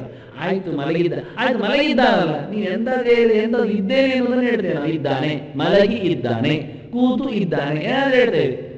ಹಾಗೆ ಹೇಳಿಕ್ಕೆ ಆಗುವುದೇ ಇಲ್ಲ. ಮತ್ತೆ ಅದನ್ನು ಯಾವುದಕ್ಕೂ ಪ್ರಯತ್ನಿಸ್ತಾ ಇದ್ದಾನೆ. ಮಲಗಿ ಅದು ಮಲಗಿದ್ದಾನಲ್ಲ, ಕೂತ್ಕೊಳ್ಳಿಲ್ಲ, ಮಲಗಿದ್ದಾನಲ್ಲ, ಅದೊಂದು ಕೆಲಸ ಅಲ್ಲ. ಯಾವುದಾದ್ರೂ ಒಂದು ಮಾಡ್ತಾ ಇದ್ದಾನೆ. ಯಾವುದು ನಿದ್ದೆ ಮಾಡ್ತಾ ಇದ್ದೇನೆ ಹೇಳ್ಬೇಕಲ್ಲ. ಮತ್ತೆ ನಿದ್ದೆ ಬಂದದ್ದು ಹೇಳೋದು ಮಾಡ್ತಾ ಇದ್ದೇನೆ ಹೇಳ್ಬೇಕಲ್ಲ. ಅದನ್ನ ಮಾನಸಿಕ ವ್ಯಾಪಾರವನ್ನು ನಿಲ್ಲಿಸಲಿಕ್ಕೆ ಆಗುವುದಿಲ್ಲ. ಶರೀರದ ವ್ಯಾಪಾರವನ್ನು ತಡೀಲಿಕ್ಕೆ ಆಗುವುದಿಲ್ಲ. ಶರೀರ ವ್ಯಾಪಾರ ಅಂದ್ರೆ ಕೇವಲ ಭೌತವಾಗಿ ದೂರದಲ್ಲಿ ನೋಡುವಂಥದ್ದು, ಸ್ಥೂಲವಾದದ್ದಲ್ಲ, ಅತಿ ಸೂಕ್ಷ್ಮವಾದದ್ದು. ನರನಾಡಿಗಳಲ್ಲಿ ಸಂಚಾರ ಆಗ್ತಾ ಇರ್ತದೆ. ಇದು ಒಳ್ಳೆಯ ರಕ್ತ ಸಂಚಾರ ಆಗ್ತಾ ಇರ್ತದೆ, ಗಾಳಿ ಸಂಚಾರ ಆಗ್ತಾ ಇರ್ತದೆ, ಅನೇಕ ಕೋಶಗಳ ಸಂಚಾರ ಆಗ್ತಾ ಇರ್ತದೆ. ನೆತ್ತಲಿನ ಬಿಂದುವಿನಲ್ಲಿಯೂ ಅನೇಕ ಕೋಶಗಳು ಆಚೀಚೆ ಹೋಗ್ತಾ ಇರ್ತವೆ. ಒಳಗಿದ್ದ ಕೋಶಗಳ ಬಗ್ಗೆ ಪರಿಪೂರ್ಣವಾದ ಎಚ್ಚರ ಇನ್ನೂ ವಿಜ್ಞಾನಿಗಳಿಗೆ ಆಗಲಿಲ್ಲ ಅಂತವರೇ ಭಯಬಿಟ್ಟು ಹೇಳ್ತಾರೆ. ಯಾಕೆ ಇದೆ ಕೆಲವುಗಳು ಅಂತಲೇ ಗೊತ್ತಿಲ್ಲ ಅಂತ ಕೆಲವರಿಗೆ. ದೊಡ್ಡ ದೊಡ್ಡ ಸಣ್ಣದು ಸೇರಿ ಲಕ್ಷಗಟ್ಟಲೆ, ಮಿಲಿಯಗಟ್ಟಲೆ. ಹಾಗೆ ಇವೆಲ್ಲದರ ವ್ಯಾಪಾರಗಳುಂಟಲ್ಲ, ಅದು ಅದ್ಭುತವಾಗಿ ನಿರಂತರ ನಡೀತದೆ. ಇದನ್ನು ಕೃಷ್ಣ ಸುಂದರವಾಗಿ ವೈಜ್ಞಾನಿಕವಾಗಿ ನಹಿ ಕಶ್ಚಿತ್ ಕ್ಷಣಮಪಿ ಜಾತು ತಿಷ್ಠತ್ಯ ಕರ್ಮಕೃತ ಅಂತ, ಶಾರೀರಿಕವಾಗಿ ಮಾನಸಿಕವಾಗಿ ಯಾವ ವ್ಯಕ್ತಿಯೂ ಸಹ ಯಾವ ಕಾಲದಲ್ಲಿ ಒಂದರೆ ಕ್ಷಣ ಇರುವುದಿಲ್ಲ, ಸುಮ್ಮನೆ ಇರುವುದಿಲ್ಲ. ನಿದ್ದೆ ಮಾಡ್ತಾ ಇದ್ರು, ಘನಘೋರವಾದ ನಿದ್ದೆಗೆ ಹೋಗಿದ್ದರು, ಶರೀರ ಕ್ರಿಯೆ ಆಗ್ತಾ ಇರ್ತದೆ. ಯಾಕೆ? ತಿಂದದೆಲ್ಲ ಕೆಲಸ ಮಾಡೋದಾಗಲಿ ಇಷ್ಟವರೆಗೆ ಮುರಿಸೋತೇ ಇಲ್ಲ ಅದಕ್ಕೆ. ಈಗ ಅದಕ್ಕೆ ಖುಷಿಯಾಗಿಲ್ಲ, ತಾಪತ್ರಯ ಇಲ್ಲ. ಯಾಕೆ ಇಲ್ಲ? ತಾಪತ್ರಯ ಏನು? ಹೊಟ್ಟೆಗೆ ಅಸಾಮಿಯ ಎಚ್ಚರದ ತಾಪತ್ರಯ ಏನು ಕೇಳಿದೆ? ಹೊಟ್ಟೆ ಹೇಳ್ತದೆ ದಿನಾನವಾಗಿ, ನನಗೆ ಹಾಗಿದ ತಕ್ಷಣ ನಾನು ತಯಾರಾಗಬೇಕು ಅಂತ ಹೊರಟ್ರೆ ಅದರ ಮೇಲೆ ಮತ್ತೆ ಬಿಸಾಡ್ತಾನೆ. ಮತ್ತೆ ನಾನು ಏನಾದರೂ ಸರಿ ಮಾಡ್ಬೇಕಂದ್ರೆ ಮತ್ತೊಂದಿಷ್ಟು ಬಿಸಾಡ್ತಾನೆ. ಆದ್ರೆ ಅದು ಪೂರ ಬಿಸಾಡುವರೆ ಕಾಯ್ದಂತೆ. ಆಯ್ತು ಮಾರೆ ಆಗ್ಲಿಯ, ಯಾವತ್ತು ನಿದ್ದೆ ಹೋಗ್ತಾನೋ ಆಗ ಹೊಟ್ಟೆಗೆ ಭಾರಿ ಖುಷಿ ಅಂತೆ. ಈಗ ಈ ಪ್ರಾಣಿ ತಿನ್ನುವುದು ನಿಲ್ಲಿಸಿದೆ ಹೇಳಿಕೊಂಡು ಖುಷಿಯಲ್ಲಿ ಯೋಚನೆ. ಈಗ ನೋಡಿ, ಪೋಸ್ಟ್ ಬಾಕ್ಸ್ ಇಟ್ಕೊಳ್ಳಿ, ಅದು ಬಾಗಿಲು ತೆರೆದೇ ಇರ್ತದೆ, ಇಟ್ಕೊಳ್ಳುವ. ನಾವು ಹಾಕ್ತಾ ಇರೋದು ಕೇಳಿ ನಾವು ತೆಗಿತಾ ಇದ್ದೇನೆ, ತೆಗಿದಾಗೆ ಮತ್ತೆ ಬೀಳ್ತಾ ಉಂಟು, ಅವು ತೆಗಿತಾನೆ ಮತ್ತೆ ಇದರಿಂದ ಆಯ್ತು ಕಾಯ್ತಾನೆ, ಎಲ್ಲ ಮುಗಿಲಿ ನೀವು ಅಂದ. ಅವರೆಲ್ಲ ಹೋಗಿ ನಿದ್ದೆಗೆ ಬಿದ್ದ ನಂತರ ಮತ್ತೆ ಗೋರ್ತಾನೆ ಇರ್ತಾರೆ. ಹಾಗೆ ನಮ್ಮ ಕಥೆ ಇದಾಗಿದೆ. ಮೇಲೆ ಮೇಲೆ ಬೀಳ್ತಾ ಉಂಟು. ಅದನ್ನ ನಿದ್ದೆ ಬರುವುದನ್ನೇ ಕಾಯ್ತಾ ಇದ್ದ ಹೊಟ್ಟೆ ಕೂಡಲೇ ಚುರುಕಾಗ್ತದೆ. ಅದೇ ಎಲ್ಲಿಯಾದ್ರೂ ಒಂದು ನಿದ್ದೆ ಹೋಯ್ತು ಅದಕ್ಕೆ ತಲೆಬಿಸಿ. ಯಾಕೆ? ಎಚ್ಚರ ಮತ್ತೆ ಬ್ರಿಡ್ಜ್ ತೆಗೆದು ಮತ್ತೆ ನುಂಗ್ಲಿಕ್ಕೆ ಹೋಗ್ತಾನೆ, ತಿನ್ಲಿಕ್ಕೆ ಹೋಗ್ತಾನೆ. ಮತ್ತೆ ಮಧ್ಯರಾತ್ರಿಯಲ್ಲಿ ಎಚ್ಚರ ಆದ ತಕ್ಷಣ ತಿನ್ನೋರಿದ್ದಾರೆ, ಗೋರೋರಿದ್ದಾರೆ, ಮುಗಿಸೋರಿದ್ದಾರೆ. ಯಾಕೆ? ಅವರಿಗೆ ಖಾತ್ರಿ ಇದೆ, ಇಲ್ಲಿ ನಾಳೆ ಬೆಳಿಗ್ಗೆವರೆಗೆ ನಾನು ಬದುಕಿಲ್ಲದಿದ್ದರೆ ಈಗಲೇ ಮುಗಿಸಿಬಿಡುವ ಅಂತ. ಎಂತ ಗಮ್ಮತ್ ಮಾರೇ! ನಾಳೆಗೋಸ್ಕರ ಇಟ್ಟದ್ದನ್ನು ಇವತ್ತು ತಿಂದು ಖಾಲಿ ಮಾಡಿ ಬಾಯಿ ಮುಚ್ಚಿ ಮಲಗ್ತಾನೆ. ಮತ್ತೆ ಹೀಗೆ ಹೊಟ್ಟೆ ಒಂದು ಮಾತ್ರ ಎಲ್ಲ ಕಾಯ್ತದೆ, ಎಲ್ಲ ಮುಗಿಸಿ ಅವನ ವ್ಯಾಪಾರ ನಿಲ್ಲಿಸುವಾಗ. ಅದನ್ನ ಯಾವ ಹೊತ್ತಿನಲ್ಲಿಯೂ ನಮ್ಮ ದೇಹದಲ್ಲಿ ಕ್ರಿಯೆ ನಿಲ್ಲುವುದು ಅಂತ ಇಲ್ಲ. ಸತ್ತಾಗ ನಿಲ್ತದ ಅಂದ್ರೆ ಇಲ್ಲಯ್ಯ, ಸತ್ತಂದ್ರೆ ಕೊಳಿತಾ ಇಲ್ಲ, ಅದು ಶುರು ಆಗುದಿಲ್ಲ, ಮತ್ತೆ ಜೋರು ಕೆಲಸ ಮಾಡ್ತಾ ಇರ್ತದೆ. ಮತ್ತೆ ಅಂದ್ರೆ ಯಾವುದೂ ಆಗುವುದಿಲ್ಲ ಅಂತಾನೆ ಕೃಷ್ಣ ಹೇಳಿದ ಹಾಗೆ. ಎಂತ ಅದ್ಭುತವಾದ ಒಂದು ಭೌತವಾದ ವಿಜ್ಞಾನ, ಒಂದು ರಾಸಾಯನಿಕ ವಿಜ್ಞಾನ, ಒಂದು ಜೀವ ವಿಜ್ಞಾನ. ಯಾವ ಶಬ್ದವೇ ಹೇಳಿ ಒಟ್ಟೊಂದು ವಿಜ್ಞಾನ. ನಹಿ ಕಶ್ಚಿತ್ ಕ್ಷಣ ಯಾವುದು ತಿಷ್ಠತೆ ಅಕರ್ಮಕೃತ ಕಾರ್ಯತೆ ಹಿ ಅವಶ್ಯಕ ಕರ್ಮ. ಏನಾದ್ರೂ ಗೊತ್ತಿಲ್ಲದೆಯೋ ಗೊತ್ತಿದ್ದೋ ದೇವರಿಗೆ ಕೈ ಕೊಟ್ಟೋ ಮಾಡ್ತಾನೆ ಇರ್ತಾನೆ. ಅದರಿಂದ ಹೇಳಿದ ನ ಕರ್ಮಣ ನ ಪ್ರಜೆಯ ಧನೇನ. ಕರ್ಮವನ್ನು ತೊರೆದು ಅವ್ರು ಹೇಗೆ ಉದ್ಧಾರ ಆದ್ರು ಗೊತ್ತಾಗ್ಲಿಲ್ಲ ನನಗೆ, ಅದು ಸರಿ ಇಲ್ಲ ಅಂದ. ಹಾಗಾದ್ರೆ ಸನ್ಯಾಸ ನೋಡುವ. ಸನ್ಯಾಸ ಎಂದದು ಎಲ್ಲರೂ ಕಷ್ಟ. ಇಲ್ಲಿಯೂ ಹಾಗೆ ಕೃಷ್ಣ ಇನ್ನು ಮುಂದಕ್ಕೆ ಭಾರಿ ಚೆನ್ನಾಗಿ ಸನ್ಯಾಸ ಶಬ್ದವನ್ನು ನುಡಿಸಿಕೊಳ್ಳುತ್ತಾನೆ. ಇವನ ಪ್ರಶ್ನೆ ಸನ್ಯಾಸ ಅಂದ ತಕ್ಷಣ ಸನ್ಯಾಸಸ್ಯ ತತ್ವಂ ಇಚ್ಛಾಮಿ ಅಂತ ಹೇಳ್ತಾನೆ. ಸನ್ಯಾಸಸ್ಯ ವರ್ಣಮಲ್ಲ ರೂಪಮಲ್ಲ, ಸನ್ಯಾಸದ ಬಣ್ಣ ಎಂದದ್ದು ಕೃಷ್ಣ ಕೇಳುವುದಲ್ಲ. ಸನ್ಯಾಸದ ಕೇಸರಿ ಕೆಲವರ ಹೋಗು ಅಂತ ಹೇಳುವುದಿಲ್ಲ ಕೃಷ್ಣ. ಇಲ್ಲಿ ತತ್ವಂ ಇಚ್ಛಾಮಿ ಅಂದ, ಅದರ ನನಗೆ ವ್ಯವಸ್ಥೆ ಹೇಳಿಕೊಡಬೇಕು. ಸನ್ಯಾಸ ಅಂದ್ರೆ ಏನು, ಹೇಗೆ, ಎಂತದಕ್ಕೆ ಹೇಳ್ತಾರೆ ಎಲ್ಲ ಕೇಳ್ತೇನೆ ಅಂತ ಅವನಿಗೆ. ಆದ್ರೆ ಯಥಾರ್ಥವಾದ ಅರಿವು ನನಗೆ ಬೇಕು, ಚಿಂತನೆ ನನಗೆ ಬೇಕು ಹೊರತು ನನಗೆ ವೇಷ ಅಲ್ಲ, ಅದು ಪ್ರಯೋಜನ ಇಲ್ಲ ಅಂತ ನಾವು. ಹಾಗೆ ತ್ಯಾಗ ಅಂದ್ರೆ ಎಂದದು ಅರ್ಥ ಆಗುವುದಿಲ್ಲ, ಅದು ಬೇಕು ನನಗೆ ಅಂತ. ವೇದಾಂತ ವಿಜ್ಞಾನ ಸುನಿಶ್ಚಿತಾರ್ಥ ಸನ್ಯಾಸ ಯೋಗಾತ್ಯತಯ ಶುದ್ಧ ಸತ್ವಾ ತೇ ಬ್ರಹ್ಮಲೋಕೇ ಚ ಪರಾಂತ ಕಾಲೇ. ಪರಾಂತ ಕಾಲೇ ಅಂದ್ರೆ ಕೊನೆಯ ಶರೀರದಲ್ಲಿ ಅಂತ.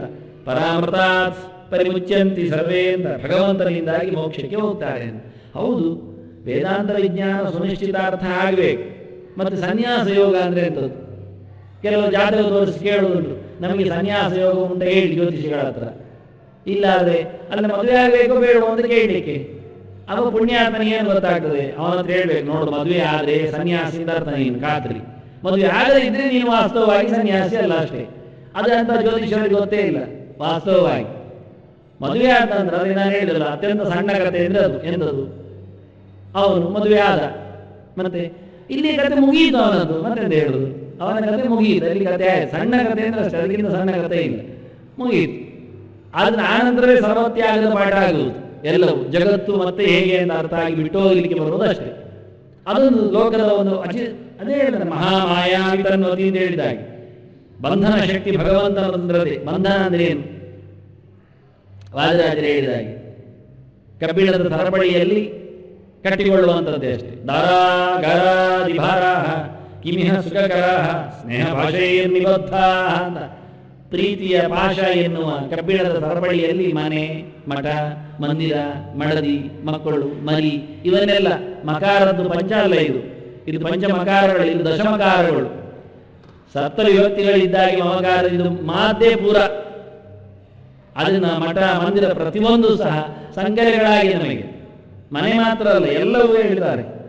ಅದರೊಟ್ಟಿಗೆ ಬರತಕ್ಕಂಥ ಮಡದಿ, ಮಕ್ಕಳು ಮತ್ತು ಇನ್ನು ಮರಿಗಳು, ಇನ್ನೇನು ಇದ್ರು ಸಹ ಪೂರ್ತಿ ಮಹಲುಗಳು ಅಂದ್ರೆ ಮಹಡಿಗಳು ಎಲ್ಲವೂ ಸಹ ಮಕಾರದಲ್ಲಿ ಸೇರಿದಂತಾರೆ. ಮಮಕಾರಕ್ಕೆ ಬಿದ್ದದ್ದೆಲ್ಲ ಮಕಾರಗಳೇ. ಇದೆಲ್ಲ ಕಬ್ಬಿಣದ ಸರಪಳಿಯಲ್ಲಿ ಸಂಕಲೆಯಾಗಿ ಭಾರಭೂತವಾದವುಗಳು ಬಿಟ್ಟೋಗುವುದೆಲ್ಲಿಗೆ ಮುಳುಗಿಸ್ತಾ ಇವೆ, ಹಿಂದೆ ಎಳಿತಾ ಇವೆ, ಸಾಧ್ಯವೇ ಇಲ್ಲ ಅಂತ. ಅದನ್ನ ತ್ಯಾಗ ಅಂದ್ರೆ ಎಂತದ್ದು ಹೇಳ್ಬೇಕಯ್ಯ ಅಂತ. ಸನ್ಯಾಸ ಅಂದ್ರೆ ಅರ್ಥ ಆಗುವುದಿಲ್ಲ. ಹೀಗೆ ಶ್ರುತಿ, ಒಂದೇ ಶ್ರುತಿ ಎರಡು ಮಾತುಗಳಲ್ಲಿ ಅದೆರಡನ್ನೂ ಒಟ್ಟಿಗೆ ಹೇಳಿದೆ. ಅದು ಬಹಳಷ್ಟು ಸಂಶಯ ಆಗಿಬಿಟ್ಟಿದೆ. ಅದು ಒಂದೆಯೋ ಬೇರೆಯೋ ಎನ್ನುವ ನೆಲೆಯಲ್ಲಿ, ಅಥವಾ ಅವು ಎರಡರ ವ್ಯತ್ಯಾಸವನ್ನು ಪೃಥಕ್ತ್ವ ಅಂದ್ರೆ ಭಿನ್ನತೆ ಏನು ಅಂತ. ಸನ್ಯಾಸಕ್ಕೂ ತ್ಯಾಗಕ್ಕೂ ಇರತಕ್ಕಂತಹ ವ್ಯತ್ಯಾಸಗಳು, ಅದರ ಪರಿಚಯಗಳು, ಅದರ ಬಗ್ಗೆ ನನಗೆ ಚೆನ್ನಾಗಿ ಹೇಳಬೇಕು. ನೀನಲ್ಲದೆ ಇನ್ಯಾರು ನನಗೆ ಹೇಳುವವರಿದ್ದಾರೆ.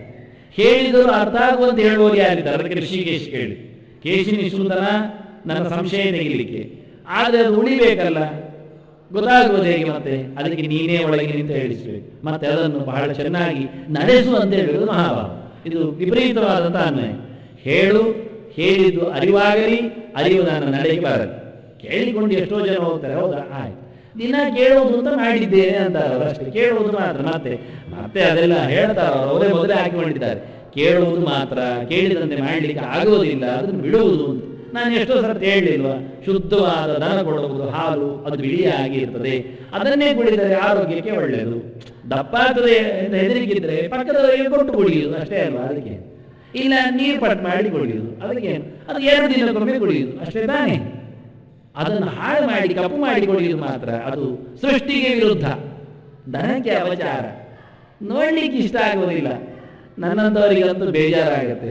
ಆದ್ರೂ ಜನ ಕೇಳ್ತಾರ, ಹೌದು ಹೇಳ್ತಾರೆ. ಮತ್ತೆ ನಾಳೆ ಬೆಳಿಗ್ಗೆ ಸಂಜೆದೊಂದು ಕಾಫಿ ಬಿಡ್ಬೋದು, ಬೆಳಿಗ್ಗೆ ಅಂದ್ರೆ ಮಾಮೂಲಿ, ಅವ್ರಿಗೆ ಏನು ಗೊತ್ತುಂಟು, ಚಳಿ ಆಗ್ತದೆ, ಕಾಫಿ ಕುಡಿದ್ರೆ ಖುಷಿ ಆಗ್ತದೆ, ಅವ್ರು ಕುಡಿಯಲಿಲ್ಲ, ಕುಡಿದ್ರೆ ಹೇಳಲಿಕ್ಕಿಲ್ಲ ಅಂತ ಹೇಳ್ತೀರಿ. ವಾಸ್ತವ ಸಂಗತಿಯ ತಪ್ಪು ಯಾರು ಕೇಳ್ತಾರೆ? ಹಾಗೆ ಇಡೀ ನನಗೆ ಸಣ್ಣ ವಾಕ್ಯಕ್ಕೆ ಇಷ್ಟು ನೀವು ಬೆಲೆ ಕೊಡುವುದಿಲ್ಲ, ಇನ್ನು ದೊಡ್ಡ ದೊಡ್ಡ ವಾಕ್ಯ ಹೇಳಿ ಎಲ್ಲಿ ಮಾತಾಡ್ತೀರಿ? ಅಂದ್ರೆ ಪಲ್ಪೋಷಿ ಇದು ಬಿಟ್ರೆ ಏನು ದೊಡ್ಡ ಸಂಗ, ಅಷ್ಟು ನಮ್ಮಲ್ಲಿ ವೀರತನ ಇಲ್ಲ. ಏನಾಯ್ತು ಅದನ್ನ ಮಾಡೋದಿಲ್ಲ, ಅಷ್ಟೆಲ್ಲ ಸಾಹಸ ಮಾಡೋದಿಲ್ಲ. ಅಷ್ಟು ಹೇಳಿದ್ದಕ್ಕೆ ಅಂತ ನಾವು ಅವರೆಲ್ಲ ಹೇಳಿದ್ದು ಕೇಳಲಿಕ್ಕೆ ನಾವು ನಮ್ಮನ್ನು ಕೊಂಡುಕೊಂಡಿದ್ದೇವಾ ಅಥವಾ ಮಾಡಿಬಿಟ್ಟಿದ್ದೇವಾ? ದೊಡ್ಡ ದೊಡ್ಡ ಮಾತಾಡ್ತಾರೆ, ಮತ್ತೆ ಪಕ್ಕದಲ್ಲಿ ಕೂತು ಬೇಡಪ್ಪ ದಮ್ಮಯ್ಯ ಅಂದ್ರೆ ಎಷ್ಟು ಚೆನ್ನಾಗಿದೆ. ನೀನು ಅಜ್ಞಾನ ನಿವೃತ್ತಿ ಮಾಡಬಲ್ಲೆ, ಅದನ್ನು ನನಗೆ ಸುಜ್ಞಾನಗೊಳಿಸಬಲ್ಲೆ, ಕೇಶ ನಿಶೂದನ ಋಷಿಕೇಶ, ಆದ್ರೆ ನಡೆಸುವಂತೆ ನೀನು ಮಾಡ್ತೀಯ, ಪ್ರೇರಣೆ ಮಾಡ್ತೀಯ, ಮಾಡಬೇಕು ಅಂತಾನೆ ಮಹಾಭಾವ. ಅದನ್ನು ಕೃತಿಯಲ್ಲಿ ತರುವಂತೆ ಮಾಡು, ಅರಿವಲ್ಲಿ ಮೂಡಿಸಿ ಸಂಶಯವನ್ನು ತೆಗೆಸಿ ಕೃತಿಯಲ್ಲಿ ಮೂಡಿಸುವ ಜವಾಬ್ದಾರಿ ನಿನ್ನದು ಅನ್ನುವಂತೆ ಬಹಳ ಚೆನ್ನಾಗಿ ವಿಶೇಷಣಗಳಲ್ಲಿ ಅವನ ಸಂಬೋಧನೆಗಳಲ್ಲಿ ತುಂಬಾ ಔಚಿತ್ಯವನ್ನು ತುಂಬಿಸಿದ್ದಾನೆ ಶ್ರೀಕೃಷ್ಣ. ಶ್ರೀಕೃಷ್ಣ ಶ್ರೀಕೃಷ್ಣ ಶ್ರೀಕೃಷ್ಣ ಶ್ರೀಕೃಷ್ಣ ಶ್ರೀಕೃಷ್ಣ ಶ್ರೀಕೃಷ್ಣ ಶ್ರೀಕೃಷ್ಣ ಶ್ರೀಕೃಷ್ಣ